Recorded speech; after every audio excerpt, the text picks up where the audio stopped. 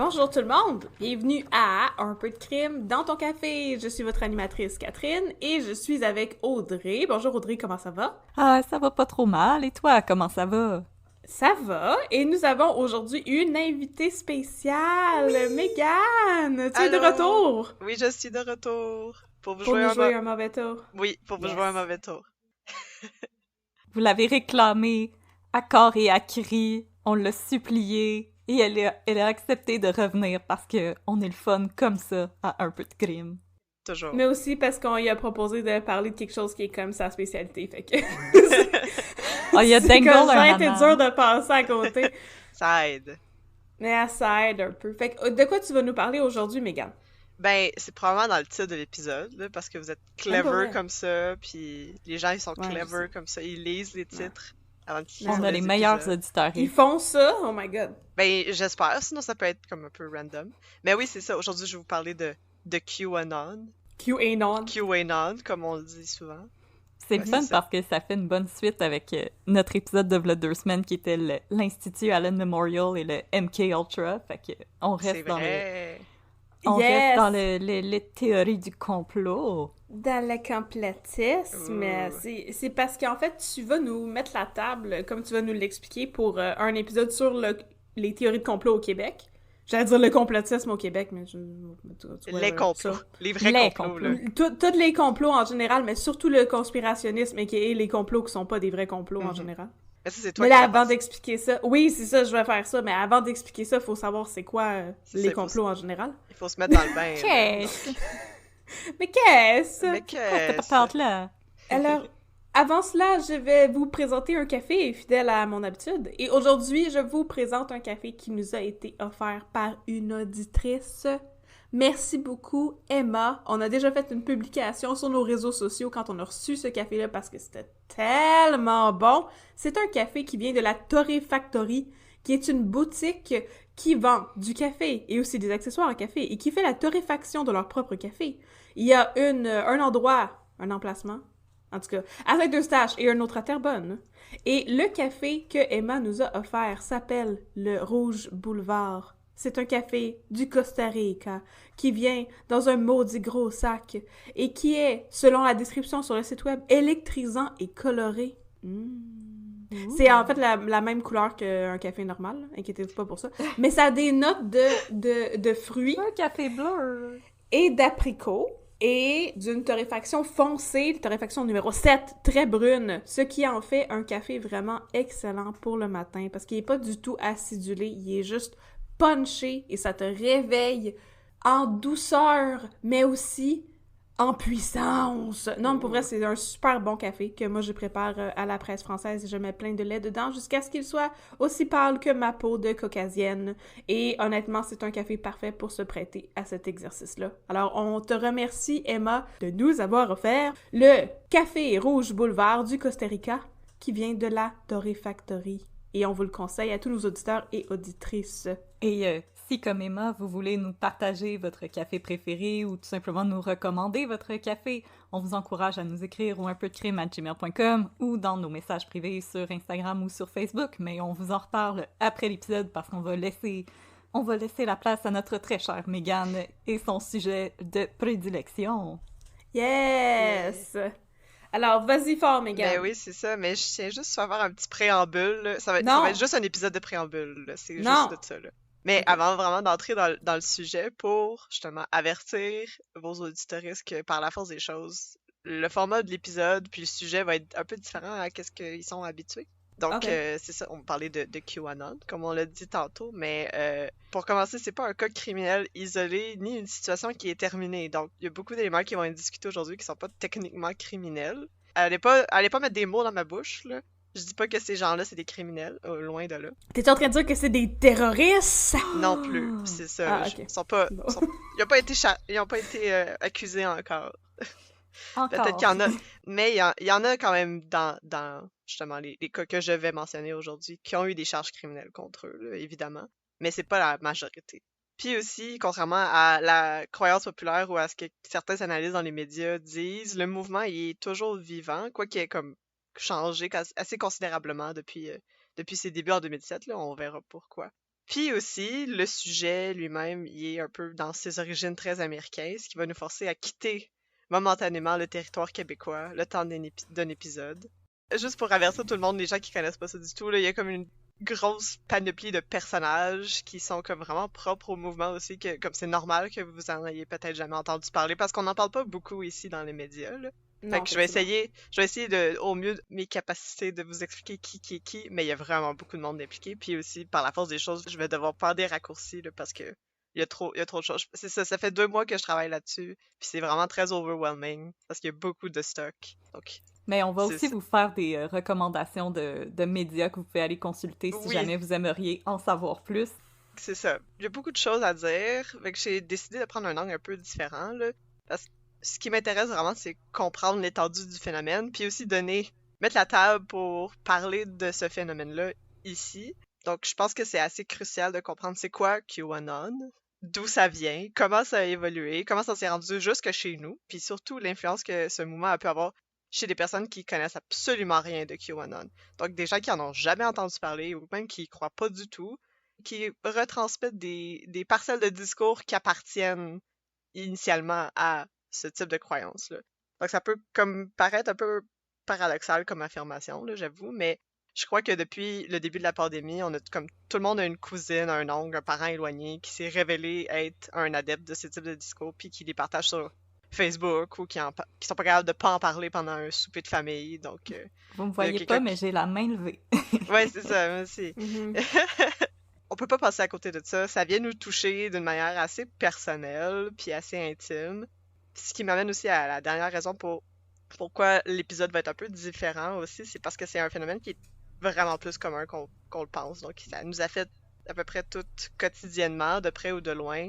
Que ça peut être un collègue de travail qui refuse de se faire vacciner pour peu importe quelle raison, là, parce qu'ils disent qu'ils savent pas c'est quoi qu'il y a dans les vaccins ou parce que la 5G peut te contrôler quand t'as vaccin ou parce que Bill Gates a mis une puce électronique dans le... C'est comme, peu importe la raison. Il n'y a rien d'autre à faire de ces journées. Toutes ces choses sont vraies, là. Toutes ces choses sont vraies. sont des vérités prouvées. C'est ça. On va mettre un S là, à la fin pour dire que c'est du sarcasme. Parce qu'on va se faire barrer de Spotify. Non, ben, c'est vrai parce qu'on est vraiment actuel. Là. Ils ont mis à jour leur réglementation par rapport à des informations et tout. Fait que nous, on fait de l'information. On fait de l'information. On fait du mieux qu'on peut de l'information. De la désinformation. La désinformation. Yes. C'est ça. C'est un mouvement social. C'est pas un ramassis de crimes, là. C'est vraiment comme quelque chose qui est contemporain, quelque chose qui est en train de tout nous arriver, puis ça demande à être étudié, observé avec de la nuance, à mon avis, parce que c'est assez symptomatique de la crise qu'on est en train de vivre en ce moment, là. Donc la pandémie est plus encore, là. Il y a beaucoup d'autres facteurs qui rentrent là-dedans. Mais je trouve aussi que c'est réducteur de lancer que c'est juste comme des croyances des personnes qui sont complètement folles ou complètement déconnectées de la réalité, parce que c'est pas exactement le cas, puis on va voir pourquoi. C'est pas juste des gens qui inventent des affaires. Là. C'est sûr que comme quand tu le dis comme ça que Bill Gates a mis des puces dans le vaccin, ça a l'air complètement déconnecté de la réalité, mais quand on s'attarde à regarder ça dans le détail, on comprend d'où ça vient, puis on comprend que au final c'est juste une peur qui s'exprime avec des gens qui donnent de la désinformation. Donc ça c'est la fin de mon préambule. Yeah. Qui était quand même assez long. Désolée. C'est correct. Des petits avertissements de contenu avant qu'on commence. Donc, il va être question de violence, évidemment, de santé mentale, de suicide, puis d'abus d'enfants fictifs. Donc, d'abus fictifs d'enfants. Il n'y a pas de vrais enfants qui se font abuser. Quoique les gens de QAnon ne seraient pas d'accord avec moi. Si vous entendez des mots ou des affaires de même qui vous intéressent, là, donc vous pouvez aller voir les sources. Donc, j'ai vraiment fait beaucoup de recherches là, pour ça, là, puis j'ai beaucoup de sources. Mais peut-être les 3 sources principales sur lesquelles je me base pour toutes les informations que j'ai là, ça serait d'abord le balado QAnon Anonymous qui est il y a à peu près comme 800 heures de contenu sur le sujet sur le sujet lui-même, puis un peu comme toutes ses affiliations afférentes, là. Donc, si ça vous intéresse, puis si vous êtes à l'aise en anglais, là, parce que c'est un podcast anglophone, vous pouvez aller écouter ça sur Spotify. Puis 2 livres, donc le premier que Audrey m'a si gentiment prêté, donc c'est Avec plaisir. The Storm is Upon Us de Mike Rothschild, donc qui est un journaliste qui s'intéresse au mouvement depuis ses tout débuts, là, donc en 2017-2018, qui répertoriait tout ce qui se passait sur son blog, puis qui en a fait un ouvrage qui est sorti en 2021, si je me trompe pas. L'été passé, oui. Ouais, c'est ça. Donc, ça, c'est le premier où justement, il fait une grosse description. Il y a vraiment beaucoup de détails puis beaucoup d'informations, là. Donc, si vous voulez aller vraiment plus loin dans les détails de la chose, je vous encourage à aller lire ça.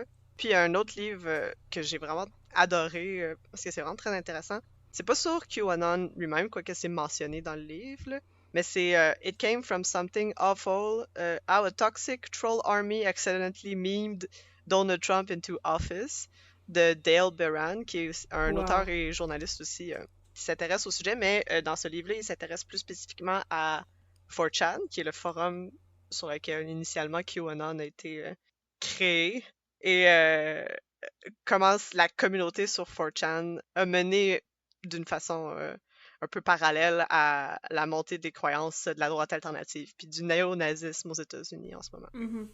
Donc c'est pas mal mes 3 sources de base, là, sur lesquelles je me base pour mon épisode. Mais il va en avoir plein d'autres, là. Si vous voulez, je pourrais vous envoyer les articles aussi que j'ai utilisés, puis les autres balados. Je me mets aussi une petite note mentale d'inclure tes sources dans nos posts sur les réseaux sociaux, parce que je sens que ça va intéresser nos auditeuristes. Ouais, je sens qu'on va avoir des demandes pour le contenu. Je sens qu'ils vont vouloir faire leurs recherches comme faire leur Q propre demande recherche. souvent. Oui, c'est ça. C'est ça, là. Ben, je vous enverrai ma bibliographie. Yeah! Nice. C'est ça. Donc, après ce très long préambule, pardon. Déambule aussi. On se déambule dans le préambule. Dans le préambule. On s'en va on déambule vers le trou du lapin. C'est ça. Oh! C'est ça. Permettez-moi donc de mettre un peu de complot dans votre café, les filles. Suivez les miettes de pain avec moi et plongeons ensemble dans le terrier à lièvre qui est QAnon. Donc on commence. Let's go! Notre histoire commence, ou finit, le 6 janvier 2021, à midi, heure de l'Est, dans les rues de Washington, D.C. Des dizaines de milliers de personnes se sont rassemblées pour écouter et encourager le président sortant des États-Unis, Donald Trump. Son long discours semi-intelligible s'étendait en long et en large à répéter le mensonge qu'il réitérait depuis des mois maintenant, que l'élection de 2020 pour la présidence américaine avait été frauduleuse, qu'il avait gagné cette élection et qu'il fallait dorénavant se battre pour contrer cette injustice. C'est tout. Si vous me permettez, Monsieur Trump, big if true. Big if true. Donc c'est ainsi qu'il en appelle à la foule, qu'il leur donne le mandat de marcher en direction du Capitole pour interrompre le processus de certification des votes. Il dit « We're gonna walk down and I'll be there with you. » That was a lie! Non, il n'est pas marché avec eux. Et il dit plus loin « If you don't fight like hell, you're not going to have a country anymore. » Bien avant que son discours soit terminé, on observe déjà quelques groupuscules qui se détachent de la foule et qui se dirigent vers le Capitole très peu sécurisé.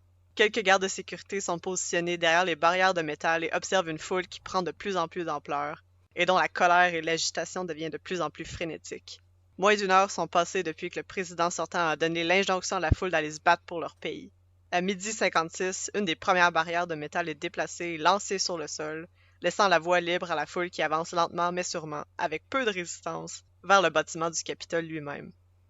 À 14h13, le son d'une fenêtre qui éclate résonne dans les corridors, sur les planchers de marbre et le plafond haut du Capitole. C'est la première brèche dans le bâtiment. Les quelques agents de sécurité qui résistent dehors pour repousser la foule sont, depuis longtemps, dépassés par les milliers de personnes à l'extérieur. Épuisés, après 2 heures de coups, de cris et de gaz lacrymogènes, ils appellent désespérément des renforts.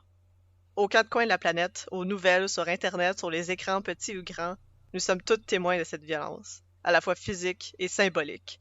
Une attaque qui a causé la mort de 2 femmes qui étaient venues appuyer le président sortant lors de la manifestation. Roseanne Boylan, 34 ans, a perdu connaissance et a été écrasée par la foule qui tentait d'entrer dans le Capitole. Les médecins ont conclu après examen que sa mort avait été provoquée par une surdose d'amphétamine causée par un médicament de prescription. J'allais dire, ça aurait été moi, mais pas les amphétamines. Non, Le bout de perdre connaissance dans le foule puis se faire piétiner. Mais c'est un médicament qu'elle prenait, puis elle a fait une surdose. C'est pas juste de la méthamphétamine.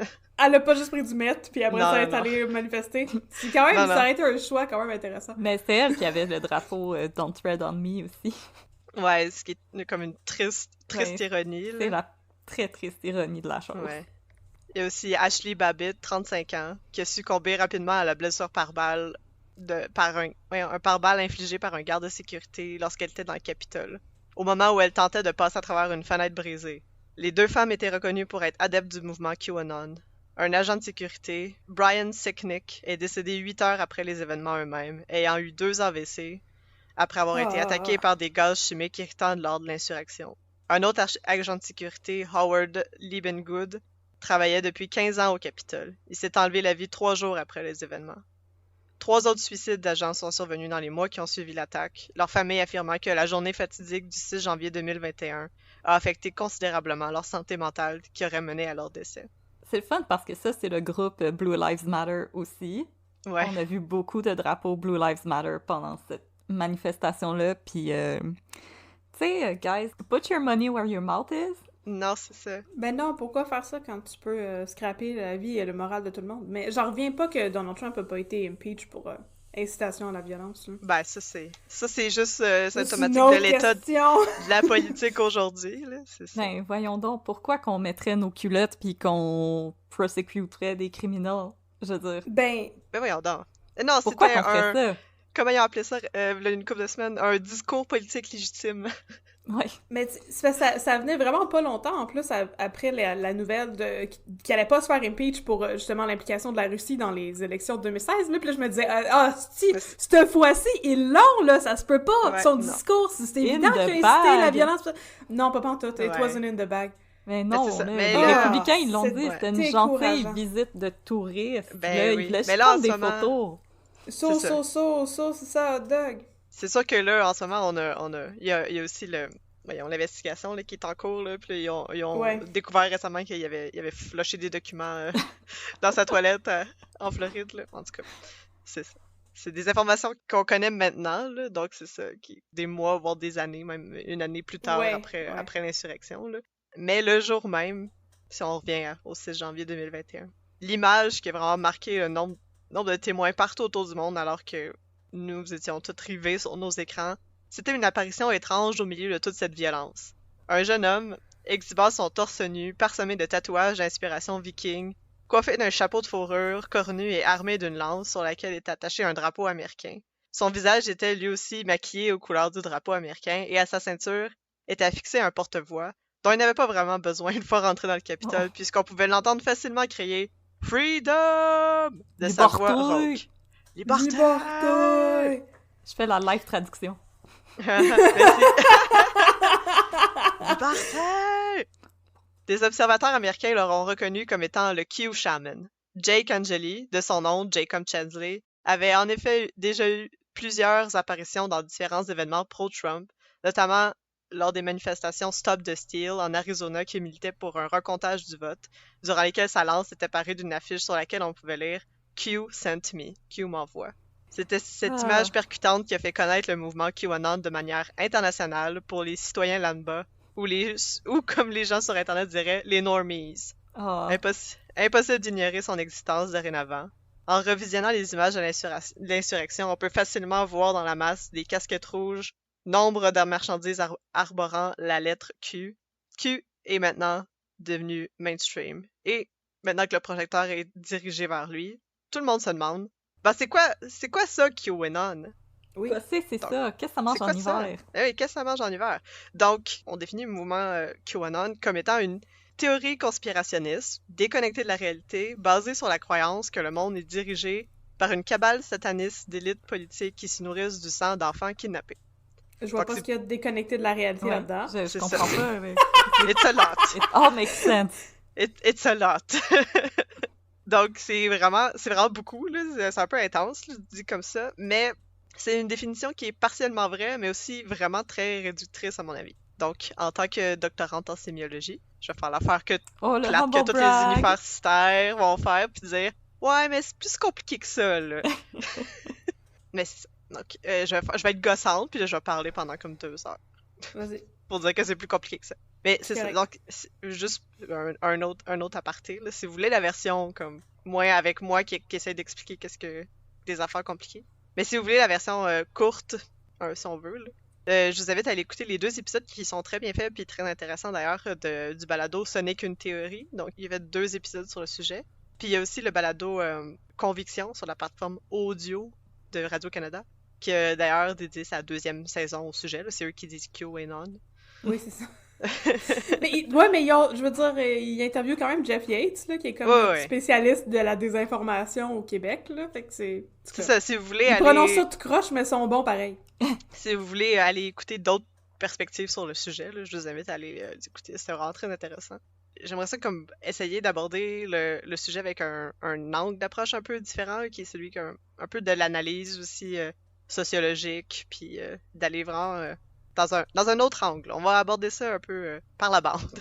Oui, mais y a-tu des gens qui kidnappent nos enfants pour boire leur sang? C'est ça la question. Dis-nous-le, Mégane, faut qu'on le sache. Faut qu'on le révèle aujourd'hui au public. Là. Faut que je change mes serrures. Là. Ouais, c'est ça. Ils vont rentrer chez nous. Les enfants. Non, techniquement, non. Ben, il y a des enfants qui se font kidnapper dans la vie, là, c'est une réalité. Mais pas vrai? C'est pas Hillary Clinton qui va venir chez vous pour comme voler ton enfant. Non, c'est ça. Donc, un peu l'angle que je voulais adopter, c'est vraiment s'intéresser au contexte social qui a permis au mouvement de se propager, puis qui a instigé les actes de violence qu'on a vus au 6 janvier. Je dis pas que c'est comme exclusivement à cause de ça, là. Mais ça joue vraiment dans la façon aujourd'hui dont on communique, surtout sur Internet, puis qu'on conçoit le savoir. Là. C'est l'ère des fake news là, maintenant, là. Donc il n'y a plus rien. Comment on interagit avec le réel est devenu un peu transformé par la bande de QAnon. Donc c'est ça, je me demandais aussi c'est quoi les raisons pour lesquelles les personnes décident d'adopter des croyances comme ça. On dit que c'est des croyances qui sont déconnectées de la réalité, mais c'est pas nécessairement 100% déconnecté de la réalité. Là, comme on va le voir, il y a quand même une base sur laquelle on peut s'entendre là, de la réalité, mais c'est juste parce qu'à un moment donné, ces croyances-là nous amènent comme dans des univers complètement fantastiques qui ont plus rapport avec ce qui se passe pour de vrai. Là. Oh my god, on va dans Narnia! On va dans Narnia, c'est ça! On va aller dans l'armoire. Dans l'armoire, là, on ouvre la petite porte, il va voir le lion. C'est de là qu'il vient, le chaman avec son saute. Ouais. Oui. Ceci explique ça, là. Il a l'air de sortir de là, ouais. Oui, c'est ça. Pourquoi il portait un casque de viking? Sinon... Il y a pas comme un petit satire, là, au début dans Narnia? Oui, il y a un satire dans Narnia. C'est ça, il a l'air de ça, là. Exactement. Je veux que quelqu'un fasse un Photoshop de ça, là.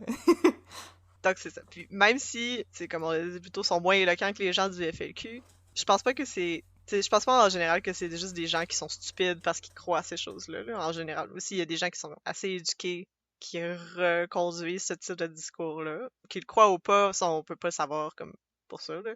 C'est comme Éric Duhem qui dit qu'il est philosophiquement non vacciné. Là. Oh.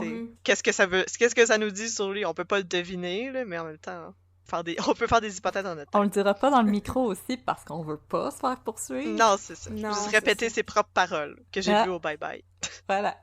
Donc, tout d'abord, on pourrait considérer qu'il y a probablement autant de définitions de QAnon qu'il y a de croyants en QAnon. C'est notamment parce que QAnon est ce qu'on pourrait appeler une théorie du complot parapluie, ou en anglais, on appelle ça une tent conspiracy theory. Donc, c'est pas un mouvement qui propose des théories du complot qui sont strictement nouvelles, mais qui réutilisent plutôt des théories qui sont préexistantes. Ils les assimilent, ils les remixent, ils les repackagent, puis ils les mettent au goût du jour pour les redistribuer par la suite. Le seul élément que les experts considèrent comme étant nouveau dans QAnon, c'est la manière dont ces croyances se transmettent et convertissent les gens grâce à Internet. Donc, c'est notamment Colin Hobach, qui est scénariste et producteur et réalisateur de la série documentaire HBO Q Into the Storm. Excellente série, d'ailleurs, si vous voulez aller jeter un coup d'œil. Sur Crave. Sur Crave, oui. Sur Colin Hobach, qui souligne dans une entrevue qui a été donnée justement au balado QAnon Anonymous, il dit que pour bien comprendre comment et pourquoi cette théorie du complot déconnectée de la réalité, en citation, là, a grandi en popularité, il faut s'attarder à analyser ses modes de transmission plutôt que les croyances elles-mêmes. Et pour bien comprendre le tout, il faut remonter aux origines du mouvement, quelque part en octobre 2017, dans ce qu'on a fini par appeler les bas-fonds de l'Internet. Avec raison, je dirais. Les dark corners de l'Internet. Ouais. les Dark Corners. C'est pas le plus beau coin de l'Internet, loin de Non. là. Non. Donc, notre histoire commence vraiment sur les écrans qui rassemblent une population qui est, selon elle-même, rejetée par la société normale, entre guillemets, et mainstream, c'est-à-dire sur 4chan, un site qui avait fait couler beaucoup d'encre depuis sa création par Christopher Poole, aussi appelé Moot, sur Internet, en 2003. Donc, 4chan est un forum basé aux États-Unis dont la particularité principale est que tous ses contributeurs sont, donc les gens qui publient sur le forum, sont anonymes. Donc ici, de 2003 à 2008, 4chan était considéré comme l'avant-garde des réseaux sociaux grâce notamment à la créativité de ses contributeurs. Donc on était pré-Facebook à ce moment-là. Facebook est arrivé en 2009. Ah oui, c'est vrai. C'est ça. C'est un des premiers médias sociaux, si on veut, pas classique, là, mais c'est vraiment un forum qui avait une grosse place sur Internet. Là. Le magazine Wired était comme en amour avec 4chan dans ce... Oh mon Dieu, ils doivent s'en mordre les doigts, là. Oui. Aïe, aïe. Comme juste avertissement à nos auditoristes, là, si vous êtes curieux, allez-y pas. Ouais, allez pas sur 4chan. Allez, vous allez comprendre pourquoi. C'est vraiment toxique, là, oui. Ouais, c'est ça. Donc, c'est aussi à partir de la fin des années 2000 qu'on a vu la naissance sur 4chan du groupe qu'on appelait Anonymous, donc les hackers avec le masque de V pour Vendetta. Et sa subséquente semi-dissolution après des arrestations massives effectuées par le FBI. C'est aussi majoritairement sur 4chan qu'est né le mouvement Gamergate, donc un mouvement excessivement toxique où les gamers se sont plaints que les jeux étaient dorénavant trop woke et que les orques dans World of Warcraft avaient des trop petits seins, puis ça justifiait pour une raison quelconque une campagne de harcèlement assez violente envers des créatrices de jeux vidéo. Wow, tout ça oh my god, Black people in Star Wars, inacceptable. C'est inacceptable. Les gens sur 4chan, leur enfance est ruinée parce que les filles sont maintenant des Ghostbusters. Oh my god. Il y a aussi, malheureusement, plusieurs auteurs d'attentats de masse aux États-Unis qui ont notamment publié leur manifeste sur 4chan, et il y a aussi beaucoup des usagers anonymes qui encourageaient et qui célébraient même des actes horribles de violence.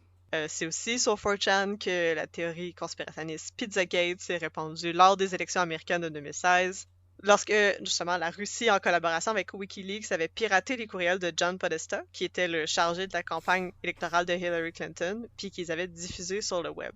Donc, Pizzagate, c'est vraiment un moment important pour QAnon. C'est avant QAnon. Mais ça nous donne une très bonne idée de ce qui est devenu 4chan en 2016. Donc, initialement, un forum qui a été créé pour partager des dessins de animés ou de parler de jeux vidéo. Donc, l'anonymité intrinsèque au site en a fait un lieu favorable pour que les pires idées de l'humanité s'expriment sans apparente répercussion. Au nom de la liberté d'expression, là. Oui, au nom de la liberté d'expression. Si cher à nos voisins les Américains, là. Liberté! Oh, ok. C'est ça. Donc, racisme et sexisme sont donc des sujets de blague, autant que la pornographie juvénile qui...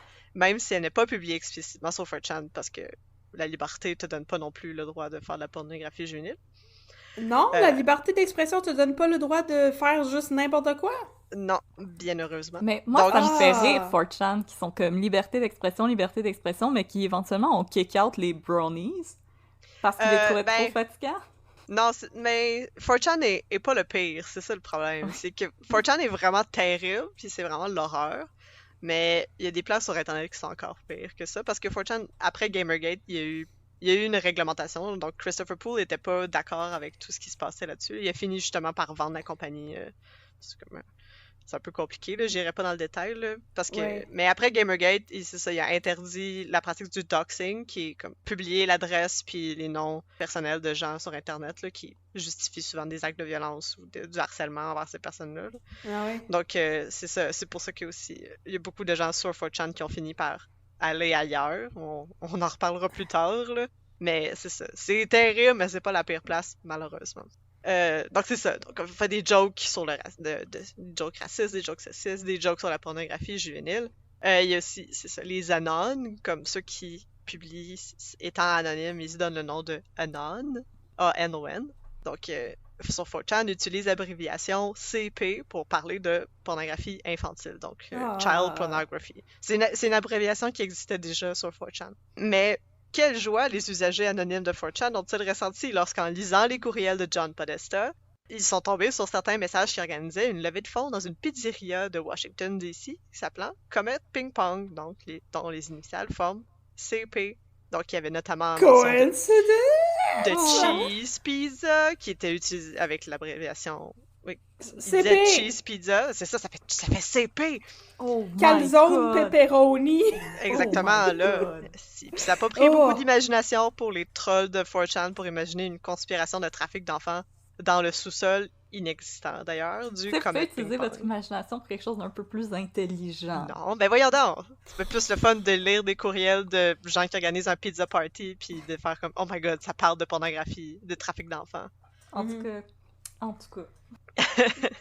Mais c'est ça. Mais pour les Anon, en général, c'était juste une blague. Comme c'est une façon d'imaginer des conspirations où là, il y en a pas, pour troller Hillary Clinton et son équipe. Comme, ils croyaient pas nécessairement vraiment, là. C'est souvent juste pour s'amuser, puis ces gens-là ont pas l'impression que comme leur monde est associé au monde réel, fait qu'ils comprennent pas les conséquences que ça peut avoir si, par exemple, quelqu'un qui connaît pas les codes sur 4chan puis qui comprend pas que c'est de l'ironie ou juste comme des blagues vraiment de mauvais goût, prend ça justement au pied de la lettre. Ouais, Parce que tout ça m'inquiète beaucoup, justement. c'est ça. Parce que c'est ça, tu publies pas sur 4chan en vase clos, l'information a fini par se répandre à l'extérieur de 4chan.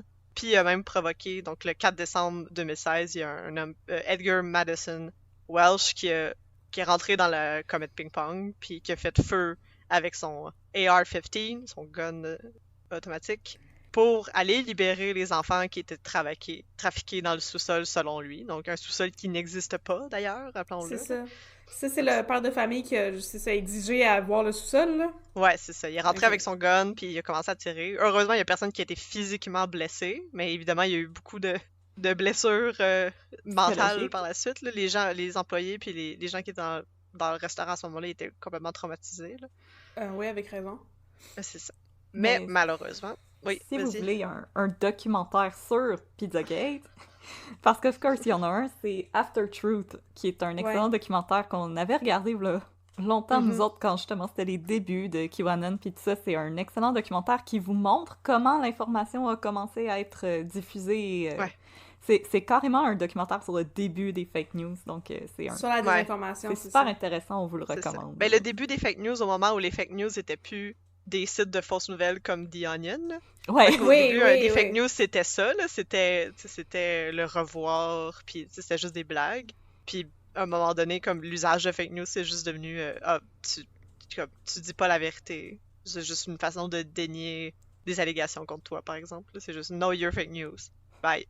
Faites de la conversation. OK. Ouais, c'est vraiment intéressant ce documentaire-là. Ça m'a rendu très triste, mais OK. Attends, on va juste commencer. Ouais, on est juste au début, ça fait 40 minutes, puis on n'a même pas parlé de Ron Watkins encore, c'est ça? Ben non, c'est ça. Ben non! Ben non, on arrive. Okay. Mais c'est ça. Malheureusement, ça va juste aller de pire en pire. C'est ça. L'histoire du Pizzagate, c'est comme, bien qu'elle ait été démentie et prouvée fausse, ça n'a jamais vraiment été oublié. D'avoir informé un peu le canevas qui va être repris plus tard par QAnon. Donc, avec Gamergate, Pizzagate, puis les campagnes de harcèlement qui les accompagnent, donc sans compter la présence grandissante de ce qu'on a appelé la droite alternative sur le forum. 4chan, en 2016-2017, représente pour les normies les bas-fonds de l'Internet et l'expression des désirs les plus sombres, nihilistes et désabusés de la société, où l'on invente des conspirations de trafic d'enfants pour s'amuser. 4chan, c'est aussi dit qu'il n'a jamais oublié, entre guillemets, il y a beaucoup de guillemets, c'est plate comme à la radio, ça se voit pas, là, tous les crimes de Hillary Clinton, donc il poussait les supporters de Donald Trump à chanter « Lock her up » pendant les élections et après les élections. Les crimes. Tous les crimes de Hillary Clinton. Oui, tous les crimes des Clinton. Mais les Clinton en général, aussi, Bill, il est rameuté là-dedans des fois. Ouais, le Clinton body count, là, c'est tous les gens qui ont tué pour garder leur place. Présumément tués, là. Pas... Leur place tellement importante et influential qu'elle a même pas gagné la présidence. Exactement. En passant, on fait tellement de parenthèses avec nos doigts depuis tantôt qu'on va avoir comme des biceps sur nos jointures. Là. Oui, c'est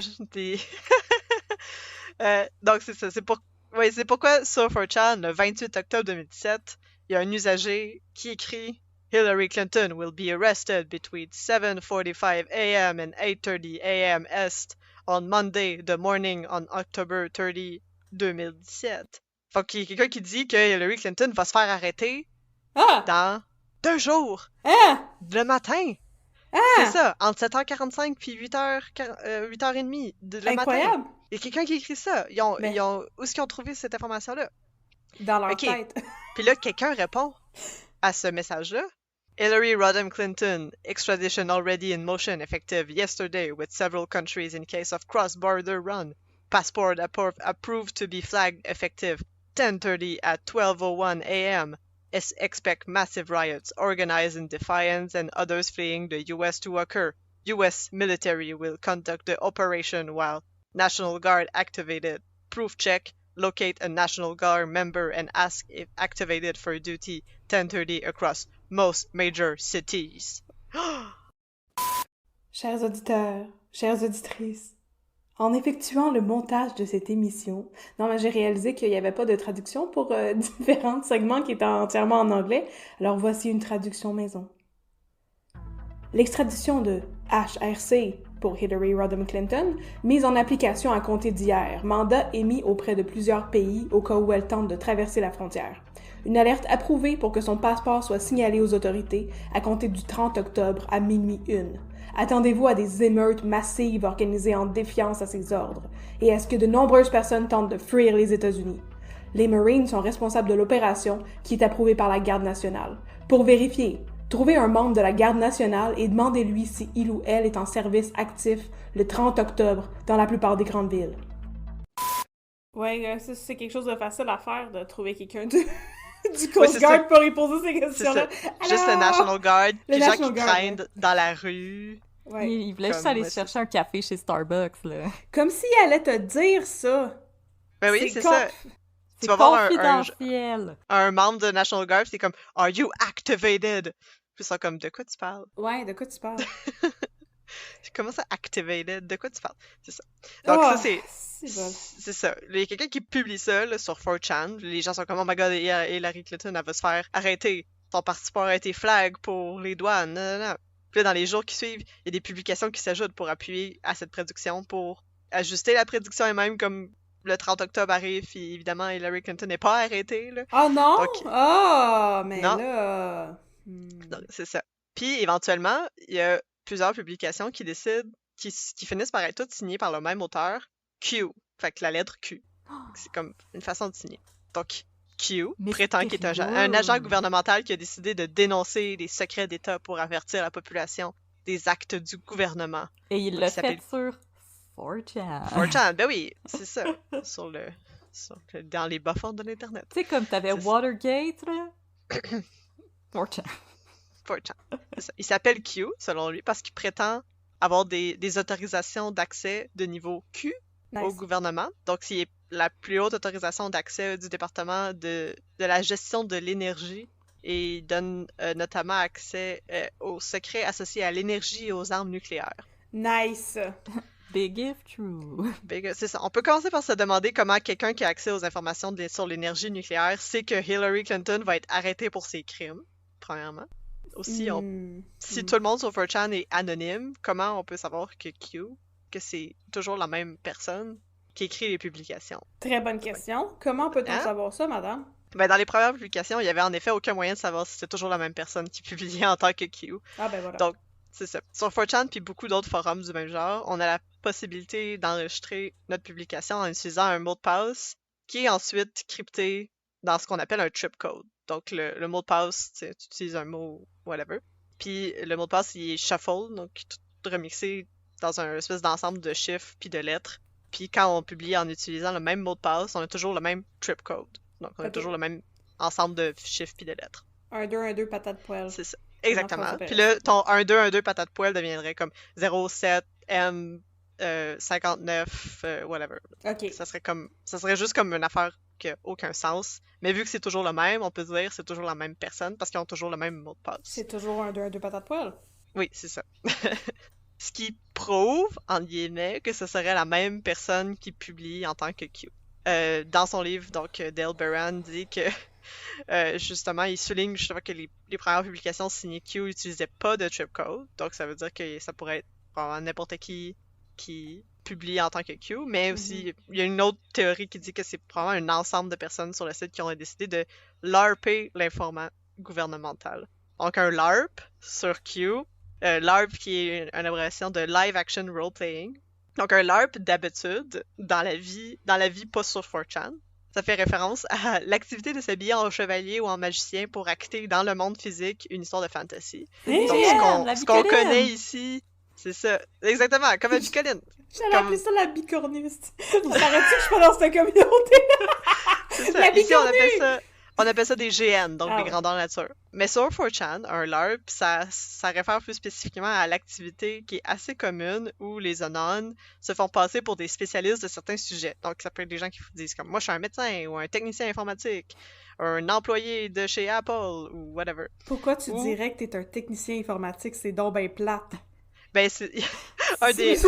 Pas comme je suis un ingénieur informatique de réputation internationale. Je suis un technicien informatique. But I can ça, ben, fly. Low level employé qui entre des données dans un tableau Excel. Posez-moi des questions. Non, mais But non, I mais can tu ris, là. fly. Tu ris, mais Frederick Brennan, qui est le créateur de 8chan, donc on va Ouais, parler plus tard, je sais avait c'est qui. dit justement à QAnon Anonymous quand il était allé, qu'il faisait ça souvent, il faisait semblant d'être un employé chez Apple pour comme dire qu'il avait leaké des informations sur le prochain iPhone, mais c'est toute de la bullshit. Comme il travaillait pas là, puis... Oui, mais ça au C'est moins juste il y a pour comme comme- une raison. Oh oui, c'est Ouais, ça, mais ok, il y a je toujours comprends, une je raison, comprends. il y a toujours... C'est peut-être cave, mais il y a toujours une raison, C'est puis pas c'est pour pas rien des que tu te gens... fais passer pour un technicien en hygiène dentaire, là. C'est pour révéler les secrets. Oui, exactement, c'est toujours pour révéler des secrets, puis c'est toujours de la bullshit. Pour les Mais plombages aussi, qui donnent le 5G. ça arrive souvent que les gens ils larpent comme des informants gouvernementaux, donc du FBI ou de la CIA, Nice. comme le faisait Q. Nice. Donc c'est une pratique qui est assez répandue puis qui est rarement prise au sérieux sur 4chan. Donc Pizzagate avait notamment été construite grâce à un, un usager qui se donnait le nom de FBI Anon, donc qui disait qu'il y avait des informations pour corroborer l'histoire du trafic d'enfants dans le sous-sol du Comet Big Pong. C'est juste des gens qui larpaient, Oui, mais qui faisaient semblant. c'est tellement con. Je sais, moi, je suis tellement découragée, là. Guys, Je veux dire, sortez, si t'étais allez prendre vraiment- une marche. Ah ouais, C'est ouais. ça les Ça gens, peut là. être Assez d'internet pour aujourd'hui, là. Allez jouer Oui. dehors. Mais si t'étais, pour vrai, là, on va le dire, là, ok, si tu connais vraiment des informations sur quelque chose, puis que tu veux les révéler au public, pourquoi tu ferais ça sur un petit forum obscur de l'Internet au lieu d'aller justement dans les journaux ou à la radio?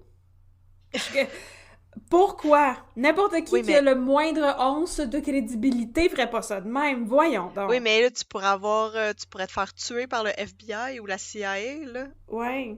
Ou ton C'est message pourrait être tordu par le mainstream media. Exactement. Radio-Cadenas. Faut que t'ailles dans les places, justement, perdues de l'Internet pour partager des informations qui pourraient potentiellement jamais sortir. Ah, je suis tellement découragée. Bon, fait qu'est-ce qui est arrivé avec l'ordre d'extradition d'Hillary Clinton le 30 octobre?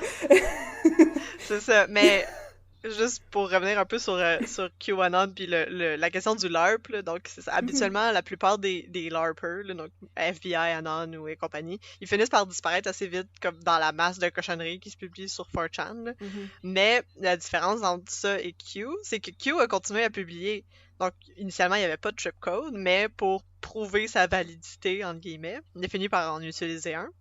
Puis, comme il faut juste mentionner aussi que l'utilisation de trip code, c'est pas sécurisé pantoute, là. Comme, en général, c'est vraiment facile de te faire voler ton mot de passe, puis que quelqu'un se fasse passer pour toi, là. Oui. C'est pas un gage de preuve crédible. N'importe qui En peut général. savoir que ton mot de passe, c'est 1-2-1-2 patate poêle. Exactement. Ah, t'es tellement négative, Megan. Je sais, je brise tous les rêves de tout le monde. Oh. Je m'excuse. Donc c'est ça. Mais là, on peut se demander comment, qu'est-ce qui est arrivé entre comme des gens sur 4chan qui publient que comme Hillary Clinton elle va se faire arrêter Oui. au 6 janvier 2021. Là, comme qu'est-ce qui s'est passé là? Qu'est-ce qui s'est passé?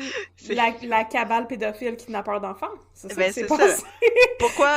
Pourquoi les gens ils trippent autant sur Donald Trump? Là? Qu'est-ce qui s'est comme assez pour attenter un coup puis prendre le contrôle du gouvernement américain? Là? Bonne question. On peut déjà trouver pas mal d'indices de ça dans le premier message que j'ai lu tantôt, là, qui est ce qu'on appelle le premier drop. Il y en a qui disent que c'est comme le drop 0 ou le premier, là, vu que c'est comme une réponse à quelqu'un d'autre.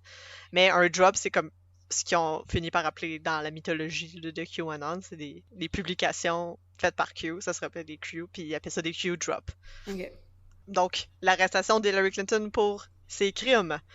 On commence déjà là, comme, on se base sur beaucoup de conspirations qui existent déjà. Donc, on a parlé tantôt du Clinton body count, là, donc c'est la croyance que c'est ça, Hillary Clinton puis Bill Clinton ont tué plein de monde pour arriver où ce qu'ils sont.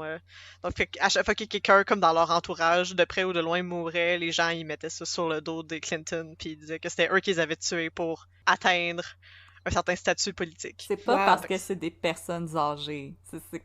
Non, c'est ça parce que c'est des personnes âgées que comme, tout le monde finit par mourir éventuellement, parce que l'âge, c'est comme ça que ça marche. Comme là, les amis de vos grands-parents qui décèdent, là, c'est parce que vos grands-parents, ils essayent d'asseoir leur pouvoir.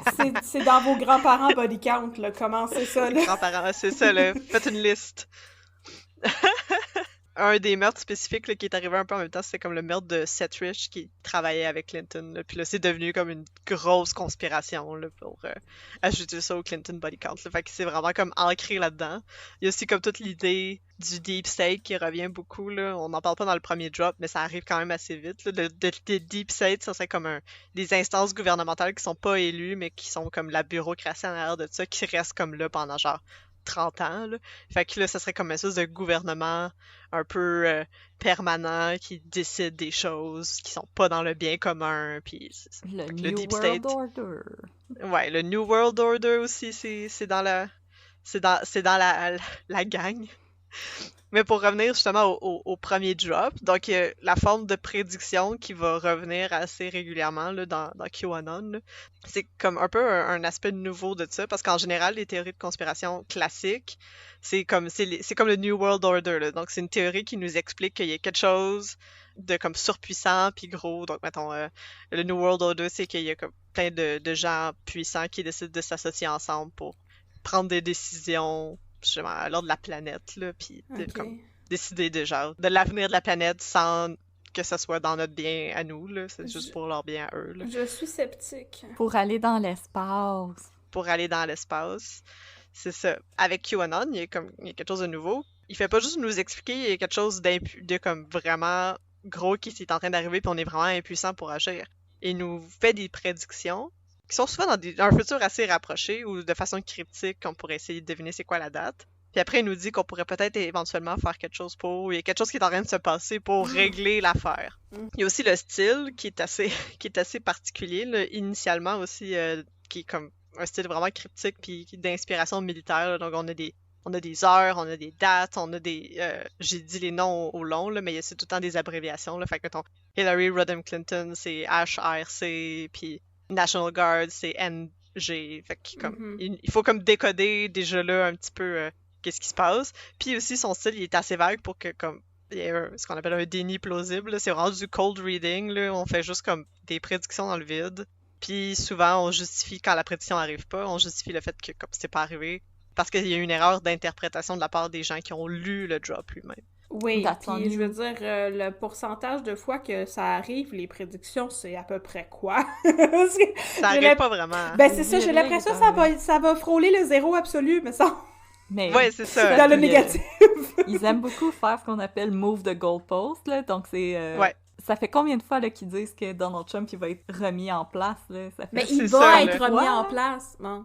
C'est ça, mais comme en 2021, je pense que c'était à tous les 2 mois, il y avait une nouvelle date pour faire comme, là, il va y avoir ça qui va se passer, puis Donald Trump va revenir, puis le JFK Jr. il va être son vice-président, ou whatever. Oui. C'est comme, c'est ça, on move the goalpost. Okay. Mais cette idée-là de move the goalpost, fait que de toujours comme mettre à plus tard l'espèce d'objectif ou soit la date de comme l'événement va arriver, mais souvent des objectifs ou de comme baisser la barre, souvent, c'est devenu quelque chose de normal dans le discours, surtout des conservateurs de droite, là. Fait que comme la droite fait ça beaucoup, on le voit avec la commission d'enquête en ce moment sur le 6 janvier. Ouais. On move the goalpost au sens où initialement, on essaie de comme, c'est juste du gaslighting, on s'entend là. Mais comme on dit, c'est des touristes ou mais non, mais c'est comme initialement, c'est Antifa qui a fait la manifestation. Fait que c'est pas des gens qui trippent sur Trump. Non, après, c'est devenu mais c'est des gens qui trippent sur Trump, mais ils étaient pas violents. Après, c'est devenu non, mais c'est des gens qui trippent sur Trump, puis ils étaient violents, mais c'est un discours politique légitime. Fait que comme on finit par, tu sais, juste comme baisser la barre pour que éventuellement on n'est plus de standard du tout pour juger comme des actions des gens. Mais Effectivement. devine qui d'autre qui avait fait une prédiction qui est jamais arrivée, puis qu'après il était comme « Oh, ça c'est de votre faute à vous autres, c'est pas la mienne. » Qui? Rockterio! Oh! Ah! J'allais dire Nostradamus, mais ça c'est... Et Aussi! l'ordre et du Nostradamus. Temple solaire! Oui, Et ça, c'est vrai. Raël. Heaven's Gate! Puis tu es en train de dire que c'est comme si c'était un culte? Moi j'ai rien dit, vous, C'est la vous question que j'allais interprétez ce poser que au moi j'ai début. dit. D'accord. Mais c'est ça. Mais c'est... Tu sais, quand on commence à lire sur le sujet, c'est un peu l'avis des experts. Puis je pense que c'est quelque chose que Mike Rothschild dit dans son livre.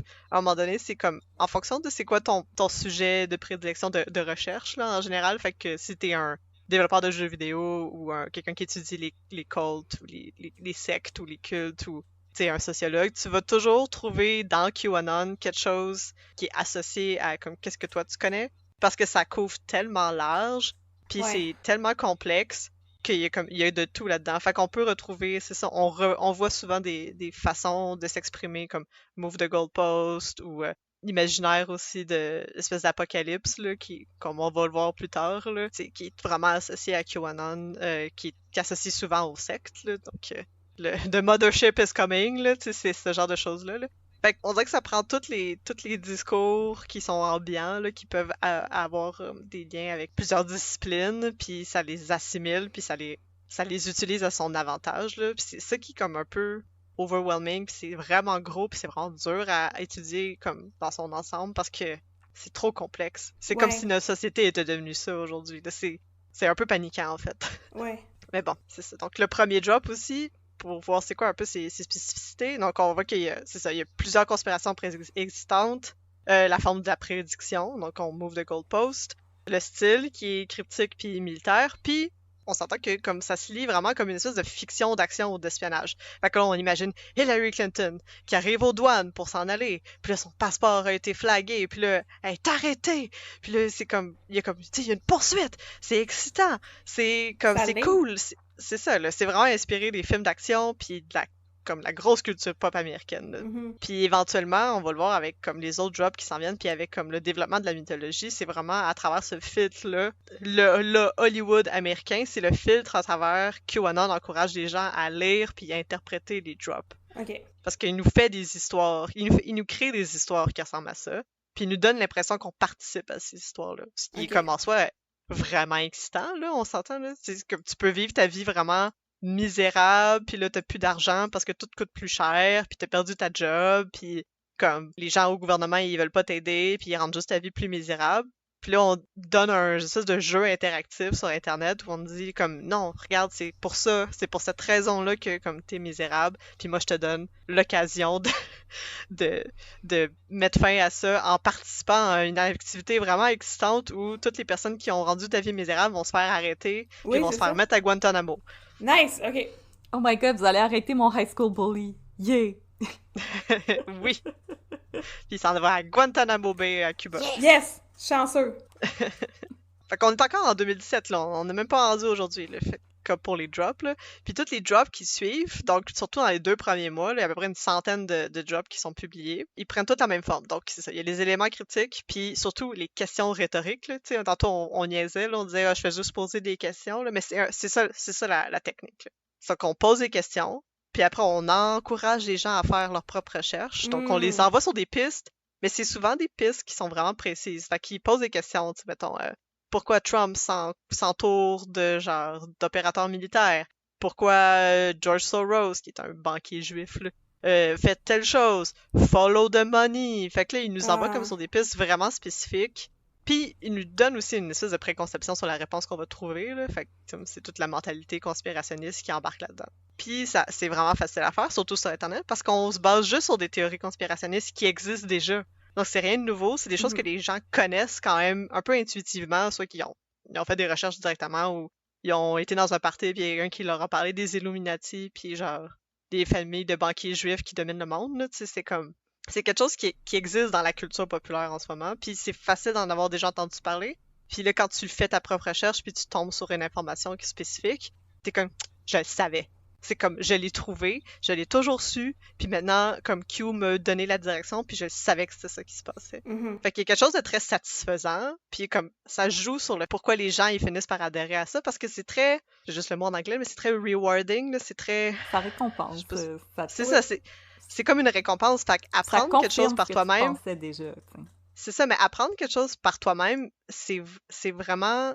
bon pour ton estime, puis ça te permet d'assimiler le savoir vraiment facilement. Là, on parle de pédagogie, là, mais tu sais, comme avec la réforme, c'était comme une façon d'enseigner. Là, tu donnais l'information aux enfants, puis là, ils faisaient comme l'activité par eux-mêmes avant d'avoir eu, par exemple, la réponse, puis après, ils l'assimilent, puis ils l'assimilent vraiment mieux, puis c'est vraiment bon pour leur estime quand ils réussissent à le faire. Mais c'est un peu le même principe. L'apprentissage actif. Exactement, là, merci. Merci, professeur. Fait que c'est un peu le même principe, là, c'est ça. Puis c'est bon pour l'estime, c'est bon pour toi, puis là, ta vie est misérable, puis là, tu te dis, ah, j'ai trouvé les coupables, puis là, je l'ai trouvé par moi-même, c'est avec l'aide de personne d'autre. Incroyable, c'est ça. Puis on vient aussi tirer sur des cordes sensibles, vraiment qui touchent au cœur de ces gens-là, en général, là. C'est des conspirations qui sont bien établies, mais qui émerge souvent plus d'une frustration grandissante envers les élites qui travaillent de concert aussi avec les corporations pour que la population générale des États-Unis vit dans la pauvreté grandissante. Là. Fait que, comme c'est une frustration qui est de plus en plus intense aujourd'hui, puis qui est vraiment présente. Puis c'est dur de dénier ces choses-là. Puis c'est une conspiration sur lesquelles ça se base, que ce soit le Deep State, les Illuminati, ou le New World Order, ou toutes ces choses-là. Ça part toujours de cette frustration-là, de faire comme, il y a une injustice, je sais pas quoi faire, puis là, il y a quelqu'un qui me donne une histoire où cette injustice-là est comme, on donne un coupable qui est vraiment clair. Ça te prend un bouc émissaire comme ça. Exactement, merci. Puis là, par-dessus tout ça, on recouvre toutes les conspirations là, qui sont déjà bien ancrées dans l'imaginaire, d'un vernis attrayant, puis surtout très divertissant, qui est celui, justement, des films d'action puis de la culture pop. Dans la mythologie initiale, donc, on utilise beaucoup l'idée de Blue Pill, Red Pill, Down the Rabbit Hole. C'est comme 3 mots qui reviennent souvent, mais ça, c'est tiré selon leur mythologie. On s'entend que ça existait avant, mais dans la Matrice, le film, là, des Wachowski, là. Donc, l'idée de Blue Pill, Red Pill, c'est au début, là, quand on donne le choix de prendre soit le Blue Pill, puis de rester dans l'espèce de réalité. C'est ça, dans l'illusion.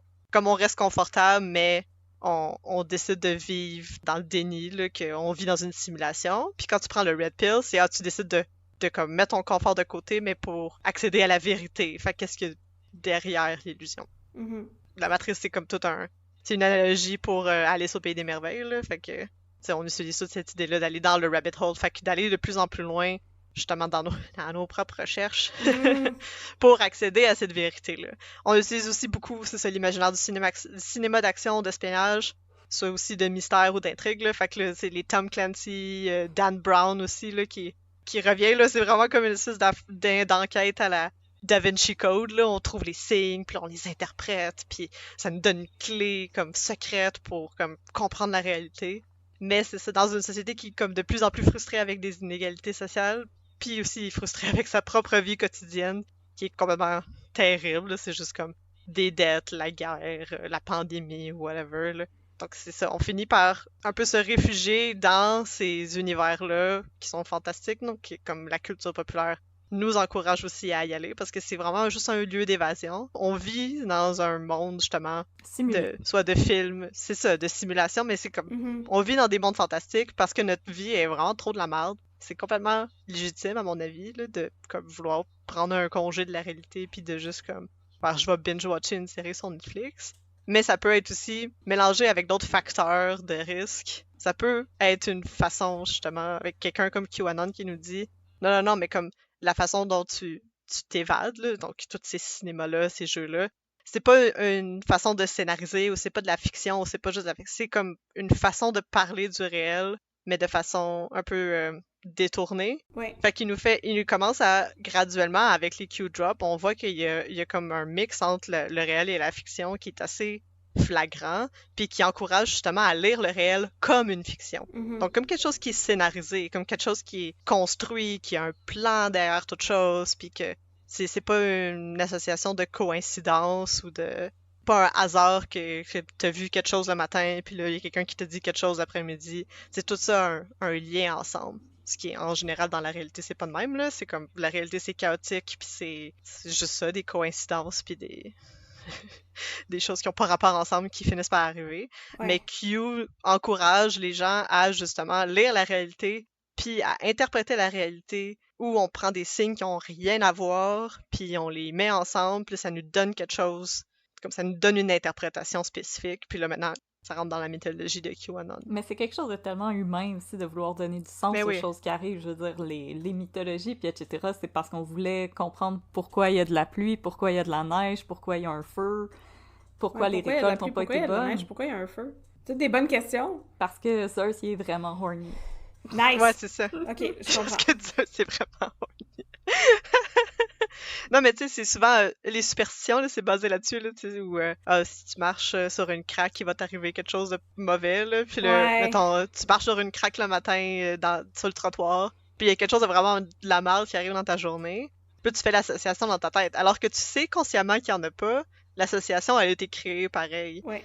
Il y a quelque chose de très humain, comme tu dis, Audrey, là, à vouloir faire ça, mais quand c'est encouragé, puis surtout comme à travers un film qui est celui de la fiction populaire, là, qui est très scénarisé, mais qui est très codifié aussi. Là, on finit par comme tout réinterpréter le réel en fonction de comme, ok, ben là, Hillary Clinton apporte une botte. Ça veut dire, c'est pas juste parce qu'elle a froid au pied, là. Ça veut dire que, non, elle avait comme un plâtre. Et là, elle s'était pas juste comme blessée, puis elle s'était fait mal à la jambe. C'est parce qu'elle mettait une attelle pour cacher son ankle monitor, là. Fait que là, un truc que tu mets autour de ta cheville quand t'es confiné à...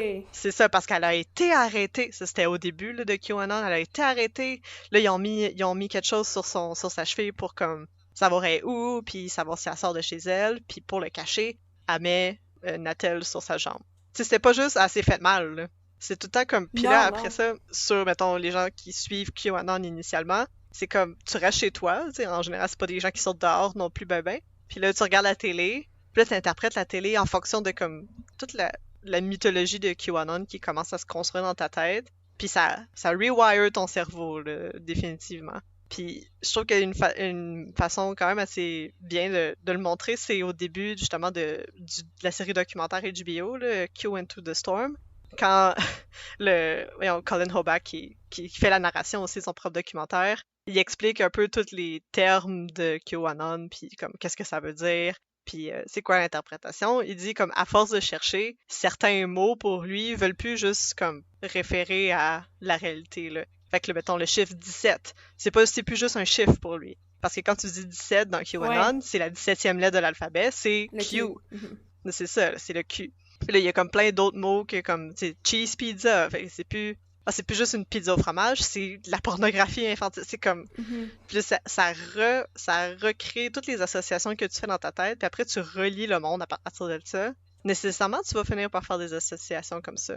Effectivement. Pour QAnon, il n'y a pas de coïncidence, tout a un sens, parce que la réalité est scénarisée. Par qui? Par les gens qui contrôlent le monde, soit le Deep State, ou le New World Order, ou tout ça. Puis ça nous encourage justement à créer des liens entre des événements qui n'ont pas de lien ensemble. Ouais. Pour trouver, l'essentiel, c'est de trouver la réalité derrière les mensonges, parce que les médias, ce qu'ils appellent aussi le mainstream media, fait que les médias de masse, toutes les grosses compagnies de médiatiques, ils nous disent pas la vérité. Ça encourage un peu de facto à ne jamais croire ce qui se dit à la télé là, ou à la radio. Là. Fait que c'est juste comme une manière de comme un peu couper les gens de la réalité à partir de ça. Okay. Puis à tout ça, ça ajoute vraiment une forme d'interaction entre Q puis ce qu'on appelle les bakers, là, fait que les gens qui interprètent les Q drops. C'est comme c'est un terme qui est utilisé là, parce qu'ils disent que Q nous donne des breadcrumbs, des miettes de pain. Puis pour faire du pain, les bakers, il faut qu'ils interprètent les drops, donc une opération qui appelle du baking. Mm-hmm. Probablement, c'est pas comme ça qu'on fait du pain. Là. Si vous allez voir un boulanger puis vous dites de faire du pain avec des miettes de pain, il va comme vous virer de bord. C'est pas mal ça marche. Non? Ah, ok. Avec mon pot de Crazy Glue, là. Ouais, c'est ça. T'arrives ça avec tes... c'est ça, avec tes... Voyons, ton panko, là. T'es comme, fais-moi un pain. Oui. Ew. Avec ça, quand ça varnache. Ça va être crunchy. Faut interpréter les drops.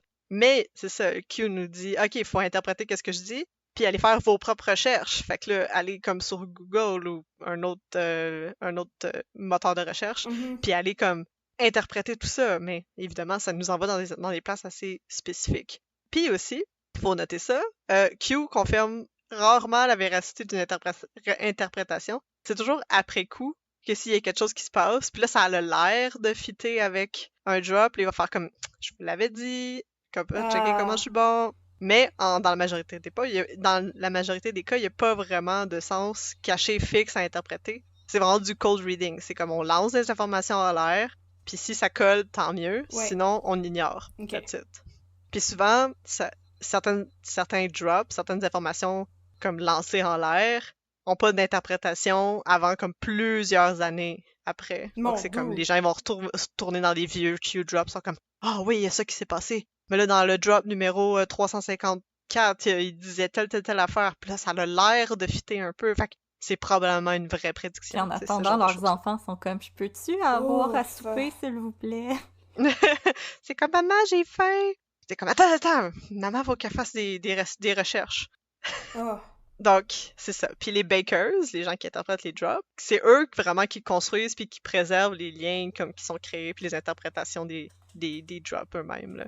C'est vraiment eux qui commencent à créer des interprétations spécifiques puis à les publier sur d'autres plateformes éventuellement. Graduellement, avec les interprétations des bakers, les publications effrénées de Q, donc le deuxième drop lui-même est publié comme 30 minutes après le premier. Comme au début, c'est assez frénétique, là. Et donc, on construit comme ça la mythologie de QAnon. Puis les centaines de premiers drops qui s'étendent sur comme juste les premiers mois seulement, consolident assez rapidement, ce qui forme la base de la théorie elle-même. Donc, l'idée de l'arrestation massive des élites, donc pas juste Hillary Clinton, mais comme toutes les autres responsables de notre malheur. C'est quoi leur crime? Spécifiquement le trafic d'enfants, mais aussi toute l'histoire de boire leur sang, qui est comme, je vais en parler un petit peu plus en détail plus tard, là, mais c'est ça leur crime en général. Ils ont d'autres crimes, mais c'est comme le pire. Puis on va les enfermer à Guantanamo, c'est une fois qu'ils vont être arrêtés. Puis là, on voit aussi comme rapidement, il y a comme un flagrant antisémitisme là, qui émerge, là, fait que dans les premiers centaines de drops, là, dans les premiers mois, on mentionne 2 fois George Soros, donc c'est un financier juif d'origine hongroise qui faisait déjà l'objet de plusieurs théories conspirationnistes. Puis il y a aussi la famille de banquiers juifs, les Rothschild. Aucune relation avec le gars qui écrit le livre, là. Mais c'est ça, il émerge déjà dans la mythologie de comme les big bad de QAnon, là. Puis là, évidemment, comme si QAnon se base sur des théories de complot qui existent déjà, c'est sûr que la théorie de QAnon va avoir une forte connotation antisémite parce que depuis des centaines et des centaines d'années, comme les personnes juives font toujours l'objet de persécutions qui sont aidées par les théories du complot. Fait que c'est comme un peu toujours les vilains là, dans l'histoire de tout le monde. Là. Puis c'est comme le bouc émissaire parfait pour ces théories-là, malheureusement. C'est une théorie du complot, ce n'est pas antisémite. Mais non, c'est ça. C'est rarement pas antisémite, là, c'est ça. Bref, Q nous peint un futur proche qui se lit comme une scène d'action épique, avec des arrestations massives, la libération du peuple, une image apocalyptique de la société à venir. Mais toutes les catastrophes sont un mal pour un bien parce que toutes ces choses-là qui vont arriver, on appelle ça « The Storm », c'est la tempête que Trump avait annoncé quelques semaines avant le premier drop. Donc, un soir, le président des États-Unis avait annoncé aux journalistes, comme exactement le 5 octobre 2017, il y avait un souper en compagnie d'agents militaires au placé puis leur famille. Il avait aligné tout le monde là, dans une pièce là, de la Maison-Blanche. Puis il posait pour les photos, là, les journalistes étaient là, puis ils posaient. Puis il y a personne qui parlait, puis à un moment donné, comme Trump a juste fait comme un espèce de smirk. Puis il a regardé, puis il a dit « Vous savez ce que ça veut dire? Vous savez de quoi ça a l'air? The calm before the storm. Le calme avant la tempête. » Oh non! Puis dans le clip, t'entends une journaliste qui dit « Qu'est-ce que vous voulez dire, monsieur le président? » Puis il répond pas, puis il dit « Le calme avant la tempête. » Ben voyons donc! C'est ça. Fait que là, c'est en référence à ça là, qu'on a appelé tout l'événement des arrestations massives la tempête. Ouais. Puis, qu'est-ce qui va suivre la tempête aussi? C'est ça qui est le plus important, c'est ce qu'il appelle The Great Awakening, fait que le grand réveil. Où tout le monde va réaliser que c'est quoi les machinations de la cabale, des élites qui rendent notre vie misérable. Puis, une fois que tout le monde a réalisé ça, par magie, par le fait même de se rendre compte de comme leurs actions, le monde va devenir meilleur, puis toutes les inégalités sociales, puis la misère va être abolie. Ouais. de même. Mais j'ai-tu le temps de me faire un café avant d'apprendre que comme t'es une élite pédophile? Ok. Non! Tu boiras ton café à Guantanamo. Oui, c'est ça. À l'origine, comme toutes les inégalités sociales sont créées artificiellement par la cabale, donc le petit groupe d'élite qui contrôle le monde. Puis pour nous aider à vaincre la cabale, ça nous prend un infiltré dans le système, un espion, quelqu'un qui peut nous donner de l'information sur les élites, donc Q, mais aussi d'un sauveur, quelqu'un qui a dorénavant le pouvoir de changer les choses, un outsider qui fait pas partie de l'intelligentsia politique, comme quelqu'un du dehors, c'est-à-dire Donald Trump. Je savais pas que... Là, je pensais que l'affaire du Storm, c'était antérieur à la déclaration de Trump, puis justement, les gens qui suivaient les Q-Drops étaient comme « Oh! C'est une confirmation que ce qu'on prédit, c'est vrai! » Mais non, c'est le contraire, en fait. Mais non, c'est ça le contraire. C'était même avant même le premier Q-Drop. C'est donc ben niaiseux! OK. 3 semaines avant. C'est encore plus niaiseux que ce que je pensais. Oui, c'est ça. Mais c'est tout le temps ça aussi. C'est comme toutes les prédictions ont l'air d'être des prédictions, mais c'est toujours par après. Quelque chose qui a été dit par après. Puis c'est sûr que c'est un peu difficile quand t'arrives en 2022 puis t'essayes de regarder ça parce que ça peut avoir l'air tout mélangé. Ouais, c'est ça. Refaire la chronologie. Tu peux pas le suivre chronologiquement, c'est ça? Non, c'est ça. Puis, donc, c'est ça. C'est vraiment dans le nœud des 2 événements annoncés, donc la tempête puis le grand réveil, qu'on peut comprendre vraiment c'est quoi QAnon puis c'est quoi les raisons pour lesquelles le mouvement a pris autant d'ampleur. Fait que c'est que la mythologie de QAnon construit une guerre morale, donc c'est vraiment le bien contre le mal, là. C'est comme nous, les patriotes, contre la cabale satanique qui mange des enfants. Donc, contre des ennemis qui sont sans scrupules, qui sont indéniablement l'incarnation du mal. Donc, c'est ça. On remarque aussi historiquement, quand on regarde ce type de conspiration-là, que comme c'est une façon très facile de démoniser un ennemi rapidement. Donc, et sans équivoque, souvent, là, c'est qu'on dit à leur sujet qu'ils mangent, ils tuent ou ils torturent des enfants. Ça a été dit au sujet, justement, des populations juives depuis très, très, très longtemps. Là. C'est pas quelque chose de récent. Ou même chose avec comme les sorcières, quand il y a eu justement le marteau de la sorcière, puis... Hansel et Gretel. C'est ça, là. Fait que c'est facile de démoniser quelqu'un en disant qu'il mange des enfants parce que c'est l'acte le plus ignoble qui peut justifier, comme, ensuite, une violence morale envers cette population-là. Fait que comme si quelqu'un fait quelque chose d'aussi immoral, ça justifie le fait que nous, on utilise la violence contre eux. Ouais. C'est ça. C'est même plus des humains, c'est des monstres. Ouais. C'est comme... C'est très évident, puis c'est ça. La montée aussi des mouvements fascistes, c'est toujours accompagné d'une déshumanisation de certaines populations dans ta société. Ouais, okay. De juste comme ça nous prend un coupable, puis la meilleure façon de justifier la violence contre ces coupables-là, c'est de dire qu'ils font mal à des enfants. Okay. Fait que ça, c'est comme, dans un premier temps, c'est vraiment l'aspect moral, voire même par moment comme religieux, sur plusieurs niveaux, qui permet de justifier des actes violents envers certaines personnes, donc soit les Clinton, les élites ou whatever.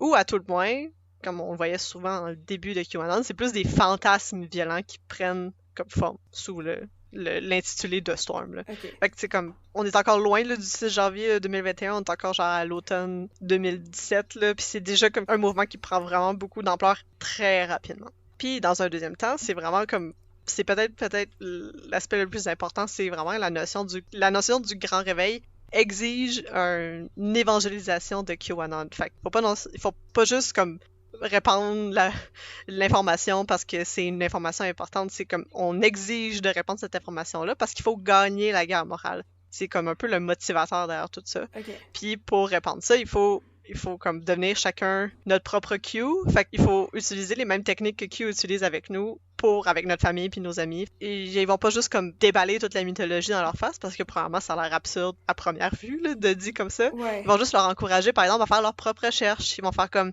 « Ah mais t'as-tu pensé à ça? » Puis là ils vont te laisser aller faire tes propres recherches pour que tu passes à travers le même processus de construction du savoir pour un peu aider avec ton estime puis encourager aussi les gens à entretenir un certain scepticisme envers les médias puis d'avoir le même processus qui se passe mais que c'est pas nécessairement une personne, un Q ou un groupe de personnes sur 4chan qui te dit de le faire. C'est juste, maintenant, chaque personne, c'est comme un pyramid scheme, là, une entreprise pyramidale. Là, fait que comme chaque personne doit convertir 5 personnes dans son entourage, on peut présumer que c'est un des facteurs qui a permis à QAnon, surtout grâce à Internet, de se répandre très rapidement. Là. Les spécialistes, les experts qui étudient justement les processus de radicalisation, par exemple avec les mouvements radicaux associés à l'islam, fait que le ISIS et compagnie, ils voient les processus de radicalisation, ça s'étend souvent sur plusieurs années. Avec QAnon, en général, en dedans de comme un mois, quelqu'un est complètement radicalisé. Là. OK. c'est même pas comparable comme processus. Ça va vraiment plus vite. Bonjour tout le monde, désolé, petite interruption. Catherine vient de se faire arrêter par le FBI, alors on va continuer, moi et Megan, toute seule en attendant que Catherine leur explique que non, elle ne mange pas des enfants. Non, mais c'est ça qui arrive quand tu veux comme parler de la vérité, là, puis aller contre les élites puis le Deep State, là. Ils viennent te chercher chez vous. Ah oui. C'est tout, là. Catherine en savait trop. Fait que... C'est ça, mais ce qu'on fait, c'est dangereux. Fait que c'est ça. Fait que avant l'interruption, c'est ça, on parlait un peu de comme les débuts de QAnon, là.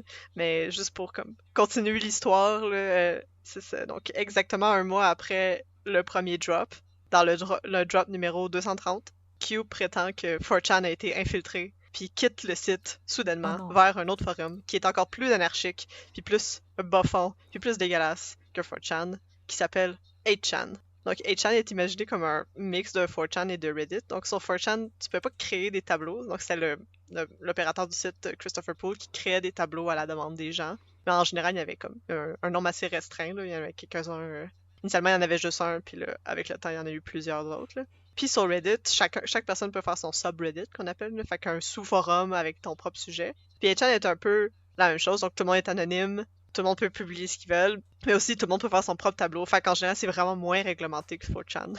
Il y a moins de règles, c'est encore plus dégueulasse, puis c'est encore plus... c'est ça. Mais là, je sais même pas si c'est accessible par le web régulier, mais je vais quand même mettre en garde nos auditaristes. Allez pas là! Ouais, non, ça se peut que ça soit plus... 8chan n'existe plus, d'ailleurs, là, ça a changé de nom à un moment donné, puis je sais même plus, c'est ça. Je pense que c'est même pas accessible sur un furteur internet régulier, là. Faut aller sur le dark web. Les furteurs qui sont moins sécurisés comme Tor. Faites pas ça. N'allez pas là. Ça vaut pas la peine.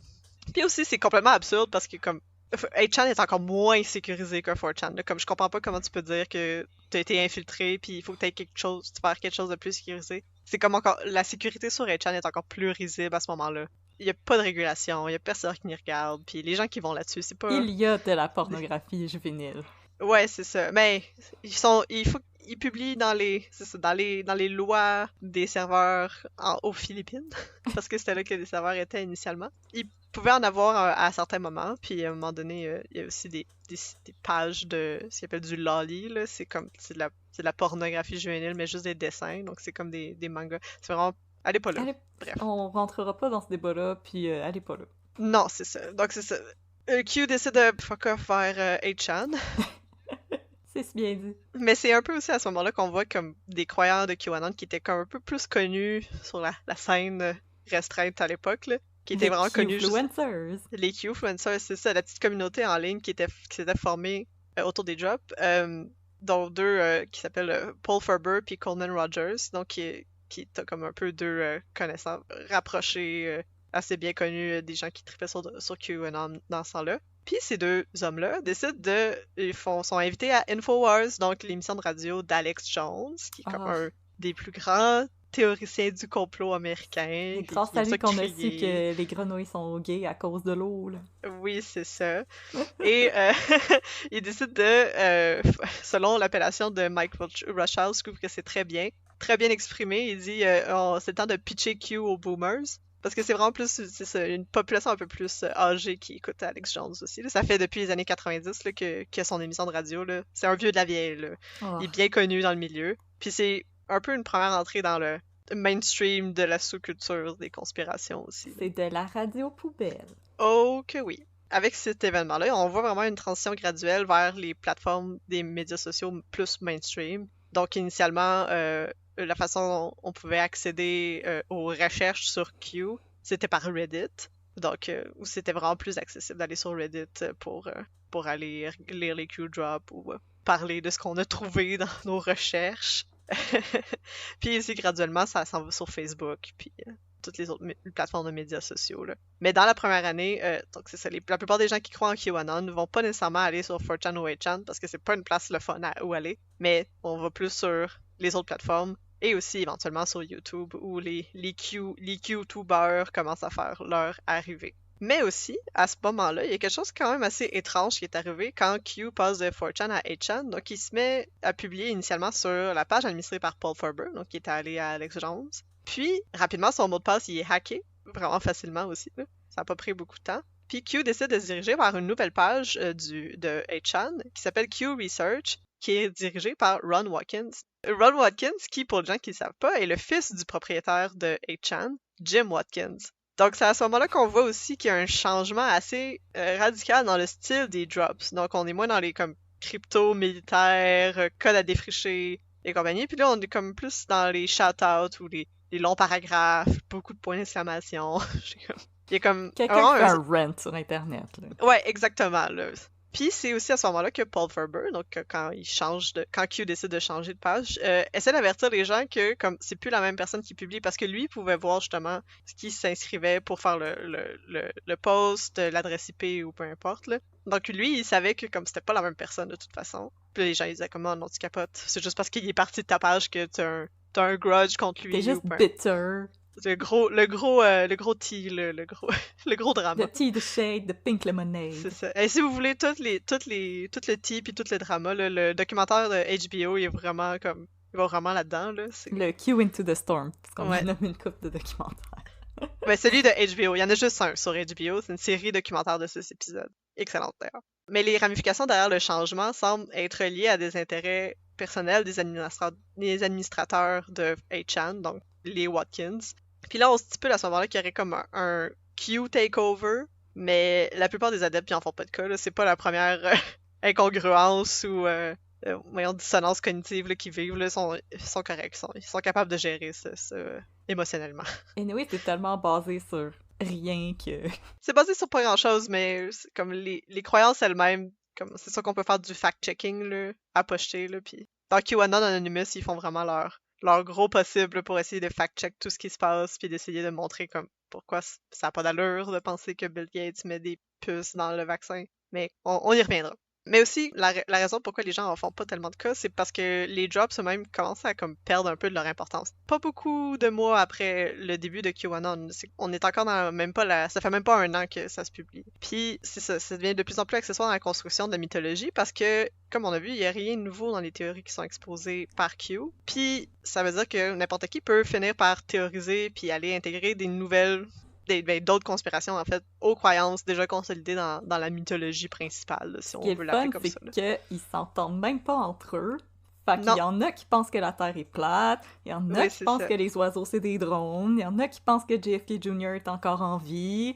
Oui, c'est ça. Ils s'entendent même pas pour avoir une croyance comme cohérente, puis ils se chicanent entre eux autres. Puis c'est ce qui start un peu aussi l'ère des Q-tubers puis des Q-influencers, là. Au début, les drops restaient simplement sur 4chan, 8chan ou allaient des fois sur Reddit. Mais si ça avait été juste comme ça, on n'en serait peut-être pas resté. On n'en serait peut-être pas là aujourd'hui parce que tout ce qui est publié sur le web, ça circule pas en vase clos, là, évidemment. Là. Puis si QAnon a réussi à s'étendre au point qu'il est devenu un punchline dans des late night shows, là, souvent, parce que c'est ça maintenant, là, c'est juste comme oh, ta grand-mère est QAnon, lol. Comme c'est surtout parce que certaines personnes ont jugé pertinent que l'information qui était diffusée, donc comme une espèce de pulsion d'évangélisation, là, comme je disais plus tôt, qui comme l'information devait être partagée au plus grand nombre. C'est important, c'est la guerre morale de QAnon se base sur ce principe-là qu'il faut que le plus de personnes possible s'en rendent compte parce que c'est ça qui va provoquer la tempête. La manière dont la croyance se construit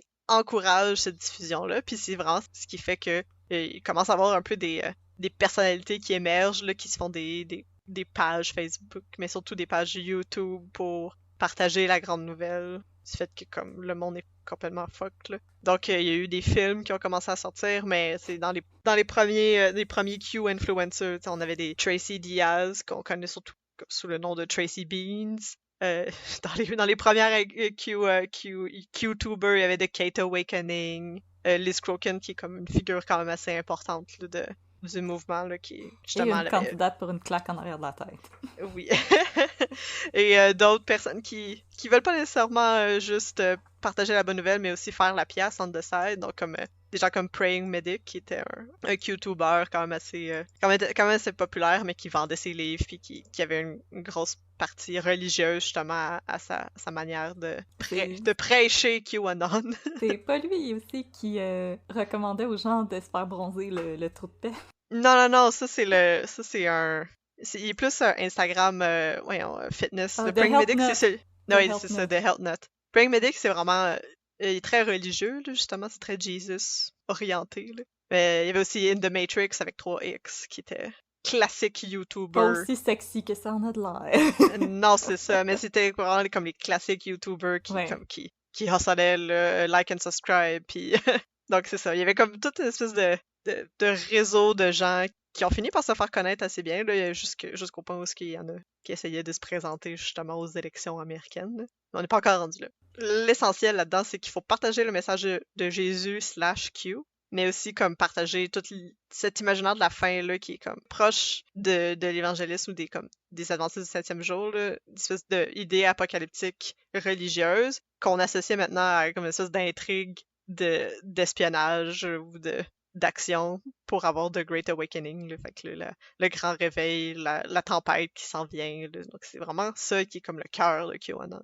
Puis aussi, vu que c'est capable d'absorber à peu près n'importe quel type de croyance à sa mythologie, donc c'est ça qui a permis à QAnon de devenir un phénomène qui est vraiment adaptable à l'Internet. Donc qu'on soit adepte de disclosure UFO extraterrestre, qu'on soit des chrétiens évangélistes, des gens qui sont adeptes des Illuminati ou du New Worlder, ou même des néo-nazis, ou même des adeptes de médecine alternative, ou de se faire bronzer le péteux puis de faire des reps au gym. N'importe qui peut adapter QAnon à sa sous-culture, à ses besoins, à ses anxiétés, à ses intérêts, à sa version de la réalité même, là. Comme c'est pour ça qu'il y a plein de factions aussi, là, comme... Ben même, je pense qu'il faut qu'on mette en garde nos auditoristes parce que QAnon est slippery. Ouais. Il y a un documentaire sur Britney Spears qui est sorti récemment, Oui. Slave Princess. Qui est réalisé par Liz Crokin. Par Liz Crokin, qui est une influenceuse QAnon. Ce documentaire, c'est de la propagande QAnon. S'il vous plaît, ne le regardez pas. Ne donnez pas d'argent à cette personne. C'est super antisémite. C'est de la cochonnerie.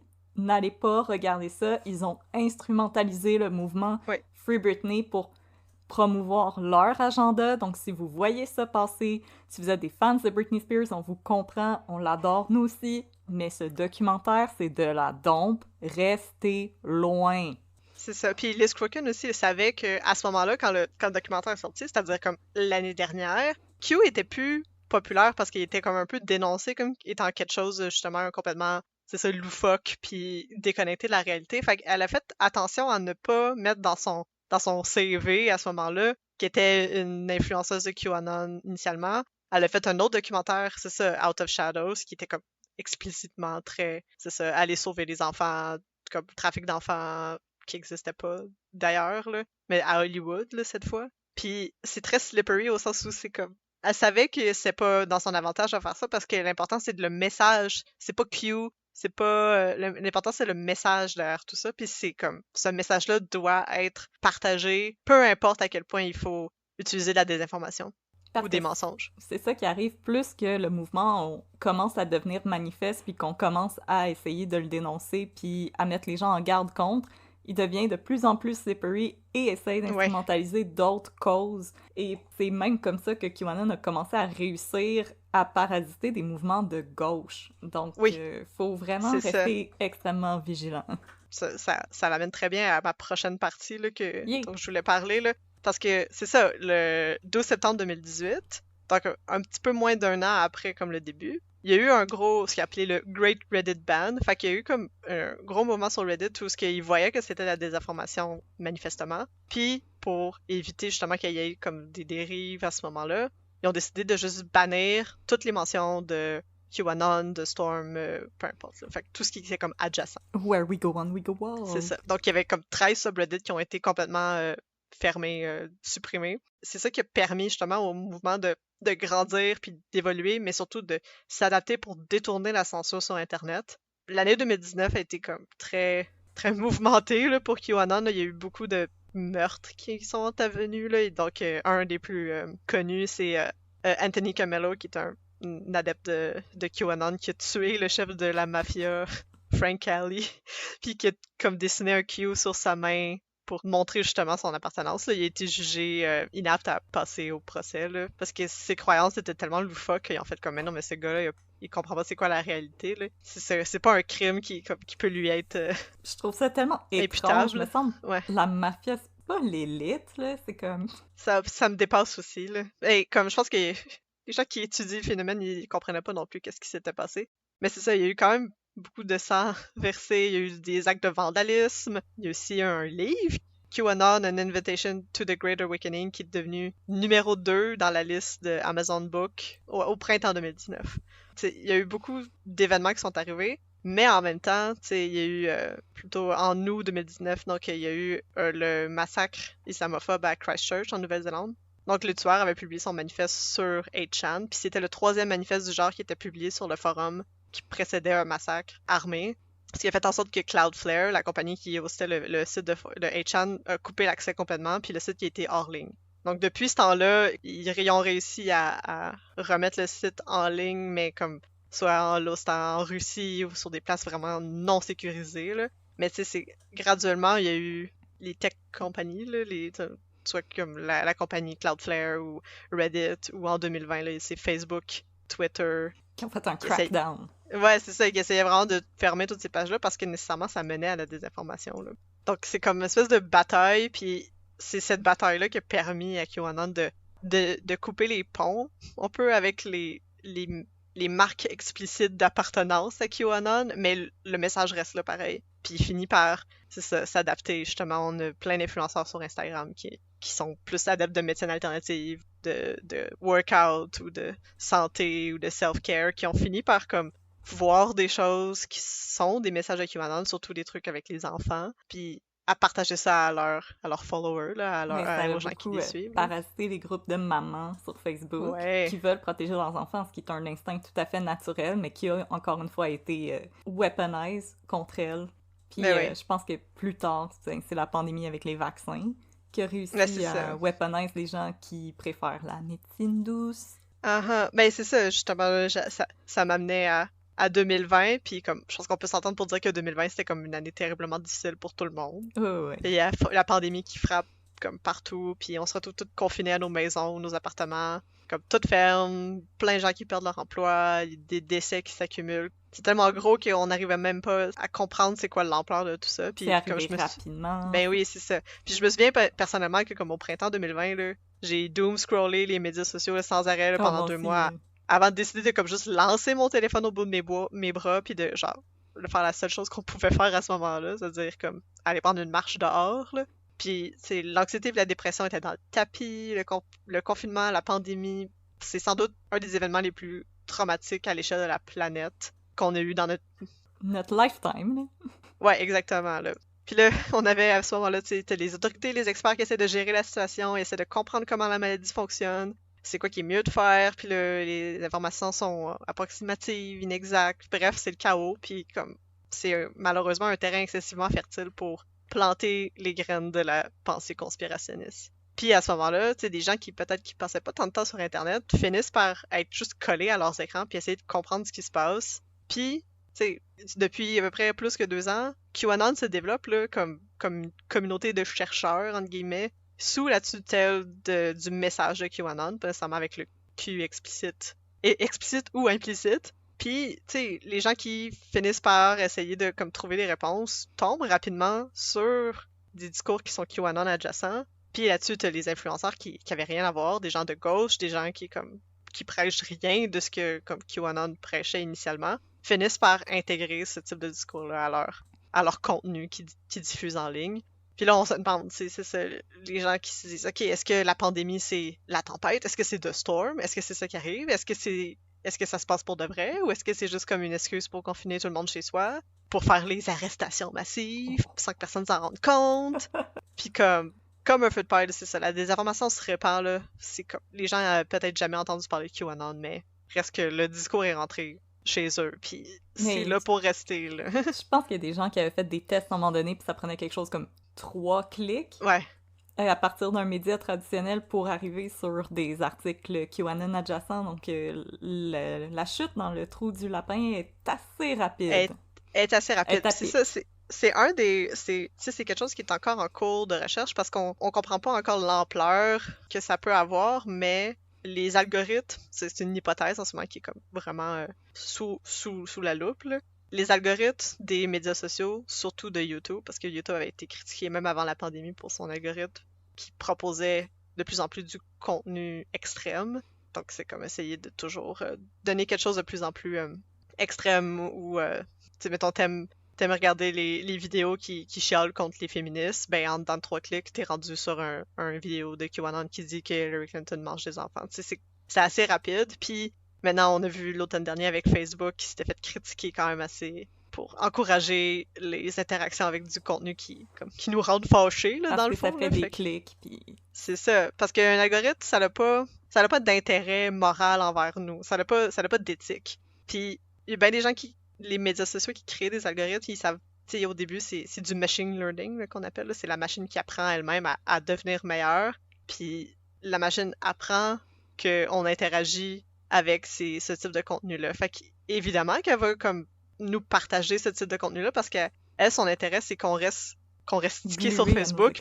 C'est ça. Puis que Facebook ramasse nos informations puis l'argent des publicitaires en même temps. Là. C'est pas dans notre intérêt. Puis il y a beaucoup de gens qui disent que... Je pense que c'est Dale Barron dans l'entrevue qu'il avait donnée à QAnon Anonymous. J'avais trouvé ça très, très bien dit puis très bien réfléchi pour lui parce que c'est sûr qu'il étudie, c'est ça, les communautés de 4chan depuis très très très longtemps, puis lui il en faisait partie là, dans les années 2000, puis il disait comme c'était quelque chose qui arrivait déjà avant 2016, avant 2017, tu sais, les gens ils faisaient semblant d'être des informants gouvernementaux, puis il y avait jamais eu de QAnon avant ça, là, pas à l'échelle qu'on a aujourd'hui. Puis il disait, tu sais, c'est une graine qui a été plantée sur Internet depuis tous ses tout débuts, mais c'est les algorithmes qui l'ont aidé à s'étendre à ce point-là. Là.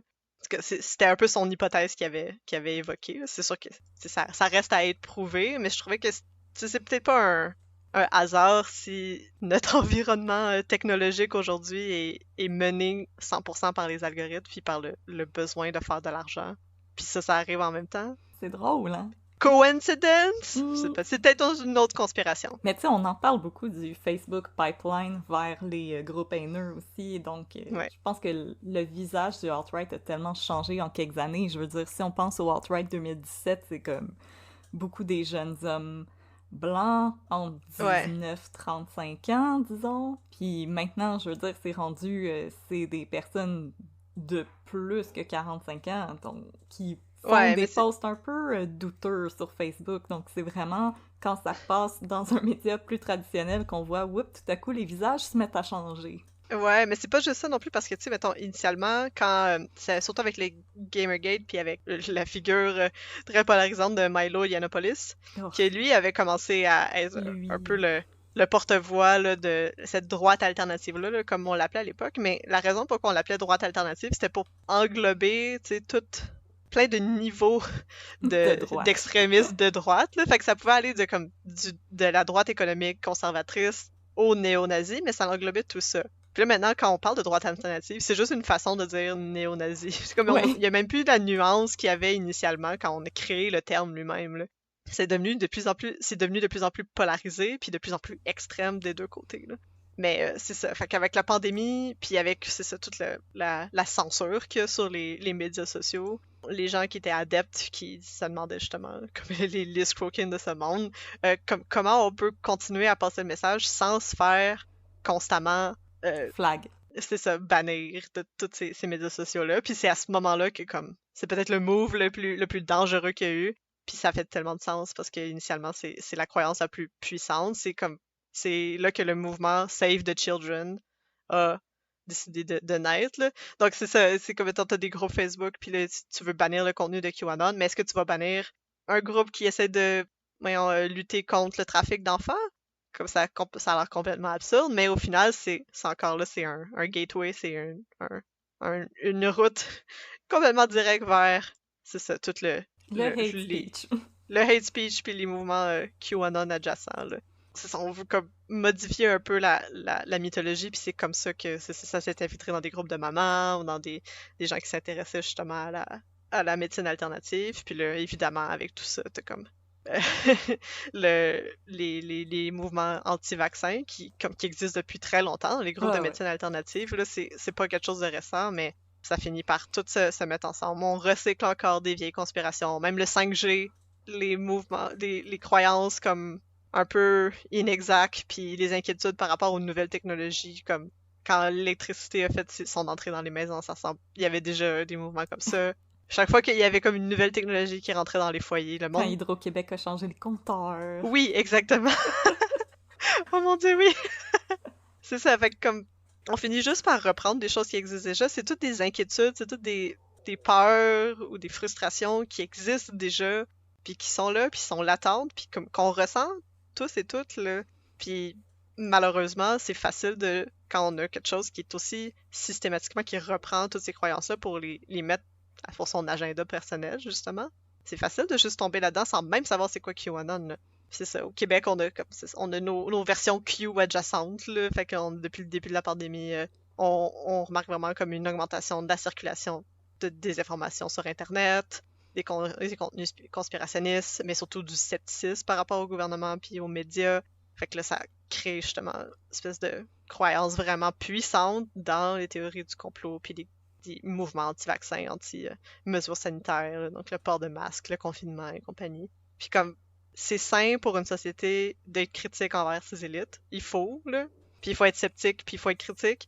Mais de là à juste rejeter tout ce qu'on nous dit comme étant des fake news, puis comme c'est pas la réalité, c'est malsain. Ça fait pas une conversation nationale. C'est pas une conversation très pertinente ou constructive, là. Mais tu peux pas avoir de conversation tout simplement, c'est tout. Pour, on arrive à ma conclusion, là.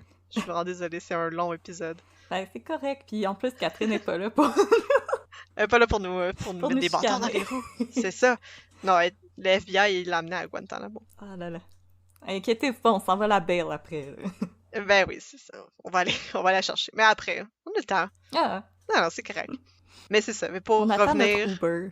Ouais, c'est ça. Pour revenir au début de l'histoire, donc sur l'attaque du Capitole le 6 janvier 2021, c'est un processus similaire qui a permis une information qui est prouvée fausse de plusieurs manières, c'est-à-dire que l'élection a été gagnée frauduleusement, de se répandre.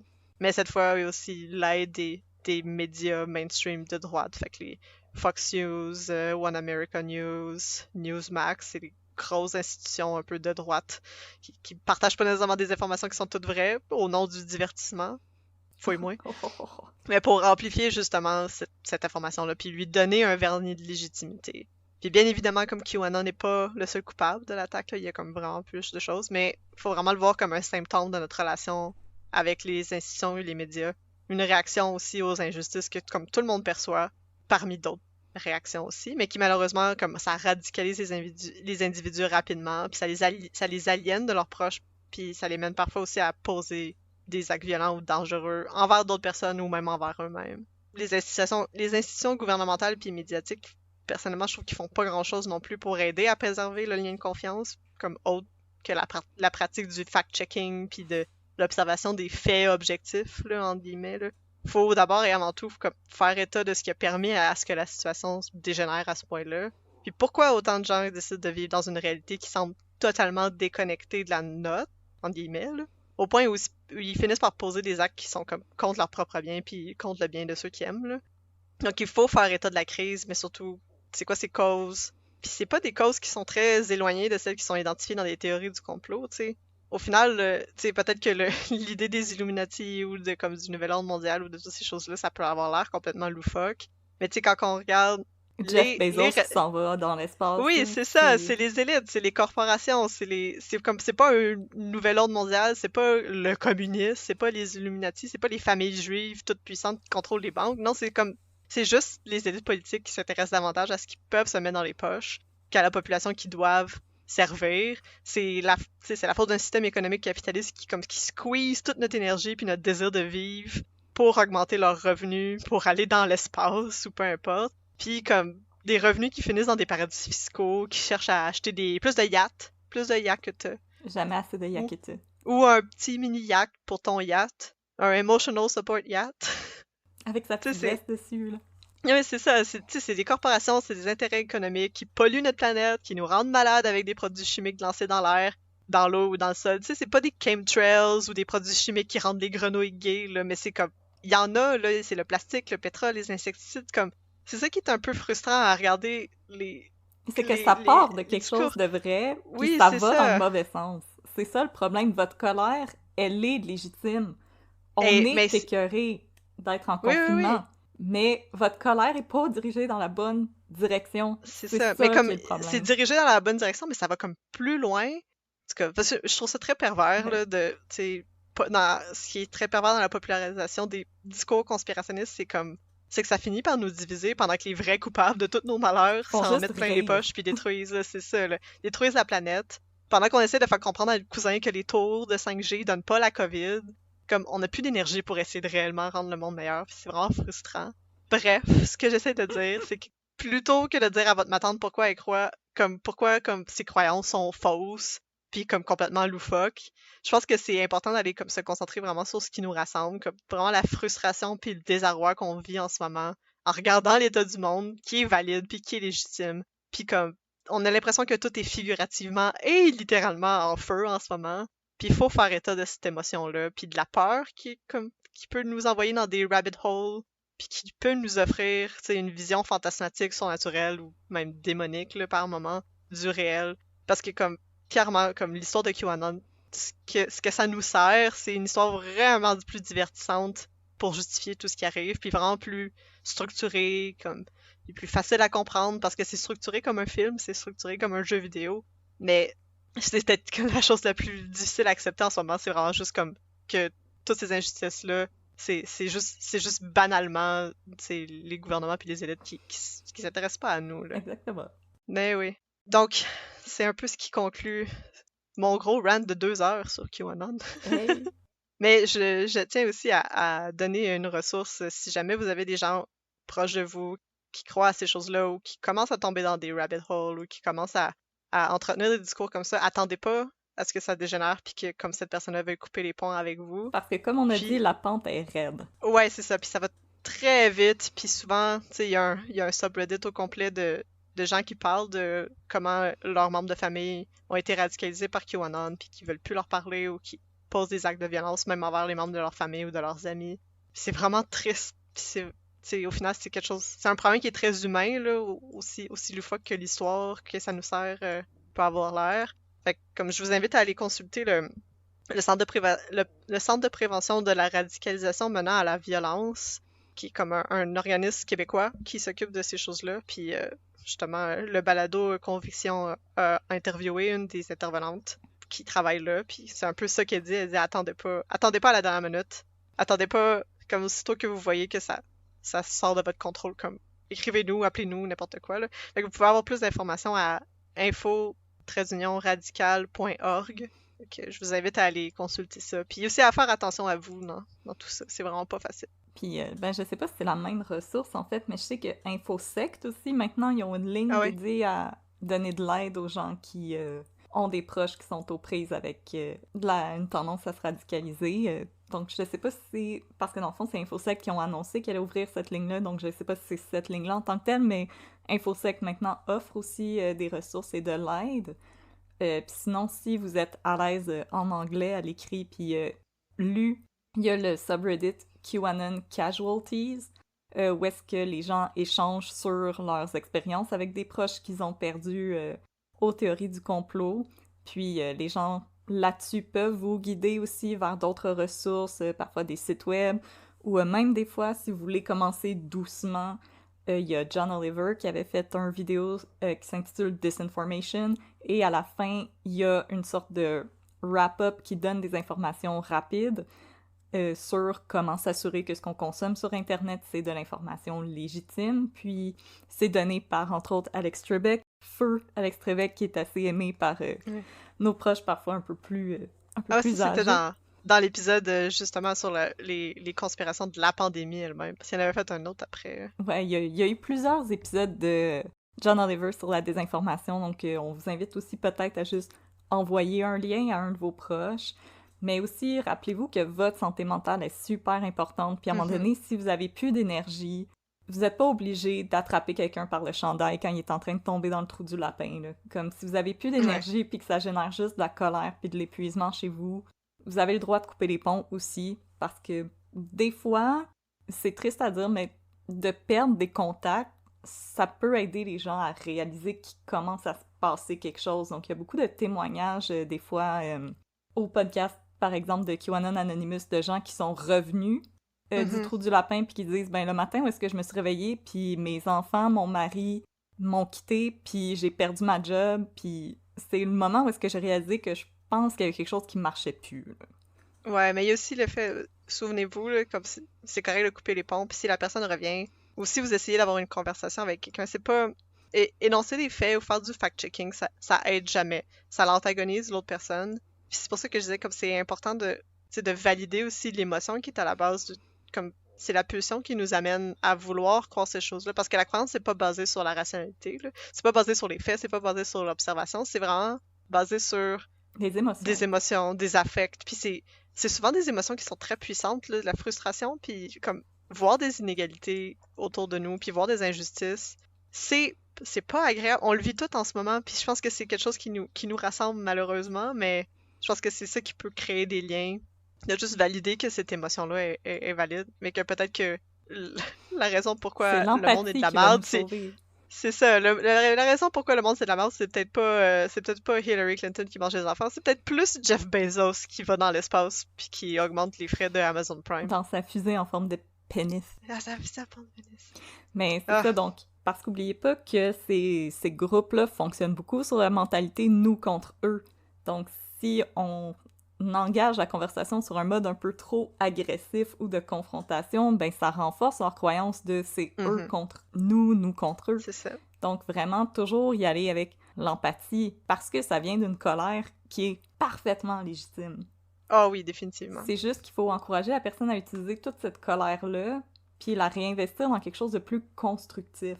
Il y a des choses beaucoup plus constructives qu'on peut faire présentement comme aller se faire vacciner puis rester chez nous.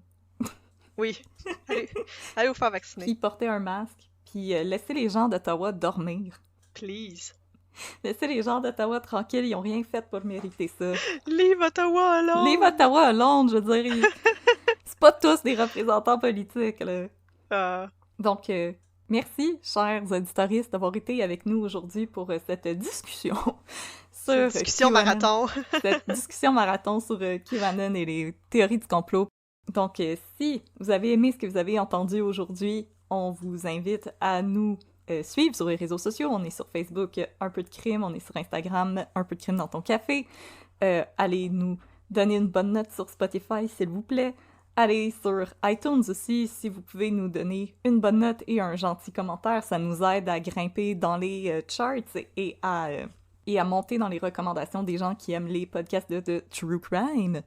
Et aussi, si ça vous intéresse, on va mettre toutes les informations que Megan a données, parce qu'il y en a vraiment beaucoup, puis je sens que je vais en oublier, fait qu'on va juste toutes les lister dans la description. Puis si jamais on en a nommé un et on l'a oublié, n'hésitez surtout pas à nous écrire, ça va nous faire plaisir de vous mettre en contact avec Megan, qui va vous donner encore plus d'informations. Écrivez-nous unpeudecrime@gmail.com ou écrivez-nous en message privé sur Facebook, sur Instagram, on répond habituellement assez rapidement, puis comme je vous dis, ça va nous faire plaisir de vous donner nos sources.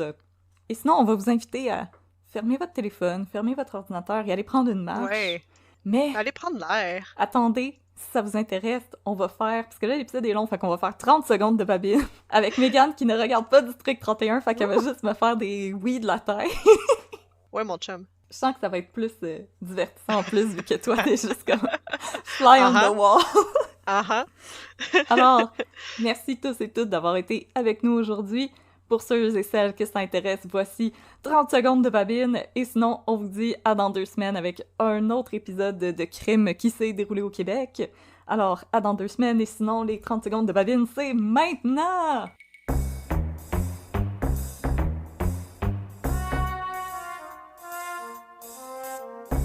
Ok, fait que là, nouveau partner. Ah ouais? V'là ta tasse de SPGM. Bienvenue au 31. Oh my god. Merci. Là, merci, partner. Ah, ça me fait plaisir, mon chum. Fait que là, je voulais te raconter la fois qu'il y a eu une opportunité pour faire un vraiment bon jeu de mots, puis elle a pas été saisie. Ben voyons donc. Hey, je te dis, là, en tant qu'experte des jeux de mots, j'étais vraiment frustrée. Luc Dion, appelle-moi si tu veux faire des jeux de mots. Même si ça achève District 31. Même je pense que quand cet épisode-là va passer, ça va être fini. Probablement. C'est pas grave. Pour un futur district. Pour le futur District 32. District 32. Alors, c'est l'histoire.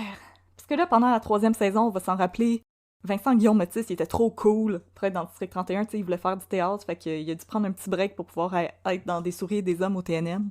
Ah, cool. Fait que pendant ce temps-là, il manquait quelqu'un au 31, fait qu'on a fait venir Yannick Dubois, qui est joué par Patrice Godin. Tu sais, quand j'ai dit dans un épisode précédent que Laurent Cloutier serait la dernière personne avec qui j'irais en date dans le 31, j'irais en date avec Laurent Cloutier avant d'aller en date avec Yannick Dubois. Juste te dire à quel point il est comme « nope ». Ça va pas bien, ça? Fait que là, Yannick Dubois, là, il est vraiment pas comme Patrick, là. Il est très lone wolf, il veut jamais aller prendre de bière après le travail, tu sais, il est très sneaky, là. Il veut jamais devenir ami avec les autres. Fait que là, un soir, Poupou, Bruno, puis le commandant Chiasson, ils vont prendre une bière ensemble, puis ils disent « Hey, tu sais, pauvre Yannick, je pense qu'il y a de la misère à s'intégrer parce que, tu sais, on s'ennuie de Patrick. Parce que Patrick, on disait qu'il était parti en voyage, mais c'était juste Vincent Guillaume Matisse dans son salon qui appelait sur Zoom, avec des backgrounds qui changeaient. » Fait que là, ils se disent comme « Ah, tu sais, c'est probablement parce qu'on passe notre temps à dire qu'on s'ennuie de Patrick, là, puis là, lui, il se sent pas la bienvenue parmi nous. Fait que là, faut qu'il se sente intégré dans la gang. Fait qu'il décide d'aller chez Yannick faire un petit party de gars impromptu. » Ouf! Fait que là... Il s'attendait pas à ça, hein? Il s'attendait pas à ça, parce que Yannick Dubois, la raison pour laquelle il veut pas se faire d'amis, c'est parce qu'il y a une fille en otage dans son sous-sol. Non! Fait que lui... Quand que Poupou, Bruno puis Chiasson, ils débarquent pour un proverbial party de gars, comme dans cette magnifique chanson de Défense urbaine, dans cette pièce d'anthologie qui était Mixmania. C'est ça. Ils sont passés au dépanneur, puis après ils sont allés au party. Exactement, avec Théo, Bobé... Méo, puis Bobé. Méo, Théo et puis Bobé. On va regarder le hockey. T'as des chips et de la liqueur. Exactement. Puis la fille en otage dans le sous-sol. Exactement, c'est le bout qu'ils ont comme effacé là, dans la toune de Défense urbaine. C'est ça. Fait que là, Poupou, Bruno pis Chiasson, ils débarquent unannounced chez Yannick avec de la pizza pis de la bière pour faire un party de gars, tu sais. Poupou, tu peux venir chez nous quand tu veux avec ta bière pis ta pizza, ça va me faire plaisir. Mais là, l'épisode, il finit là, avec un petit peu le « Est-ce que les gars vont trouver la fille en otage chez Yannick, qui est enfermée dans son sous-sol? » Je trouve que ça sonne beaucoup comme Pizzagate, ton affaire, à date. C'est vrai! La fille dans le sous-sol, la pizza, les effets. Fait que là, début de l'épisode suivant, nos gars, là, ils sont complètement torchés. Puis je tiens à dire, des gars de plus que 40 ans qui sont tellement torchés sur la bière qu'ils se rappellent même pas s'ils sont venus en char ou en taxi. Oh boy! C'est comme pas sexy, pas en tout. Ben, j'imagine. C'est pas... C'est un party de gars, hein? Hey, c'est pas un party de gars, là. Fait que là, on devine que ça tire à sa fin. Et là, Chiasson se retourne et voit qu'au-dessus des escaliers du sous-sol de Yannick, il y a une caméra de surveillance. Détail un peu incongru. Ben ouais. Et Chiasson d'éclater de rire et de dire à Yannick « T'as-tu peur que quelqu'un vienne te voler tes marches? » Pleure. Gros rire gras de gars qui savent pas qu'il y a un otage au sous-sol, tu sais. Fait que je me rappelle pas de la réponse à Yannick, parce que j'étais trop fâchée. Parce que la réplique, ça n'aurait pas dû être « T'as-tu peur que quelqu'un vienne voler tes marches? » La réplique, ça aurait dû être « As-tu peur que quelqu'un vienne prendre une marche? » Oh! Luc, t'as manqué ta chance. C'était là, dans ta face. Elle était drette là. Drette là, il fallait juste que tu l'accueilles doucement, puis te mettre dans le scénario. Alors voilà, donc je sais que là, présentement à la maison, vous vous tapez les cuisses, vous appréciez mon jeu de mots. Les larmes. Les grandes larmes, vous vous donnez des tapes dans le dos, vous vous dites comme « Ah! Quel excellent jeu de mots! » Oh! En passant... l'otage dans le sous-sol, elle va mourir, là, pis... oh, wow! Désolée. Oh my God! Désolée, elle va mourir. Pas à ça. Désolée, elle va mourir. Oh.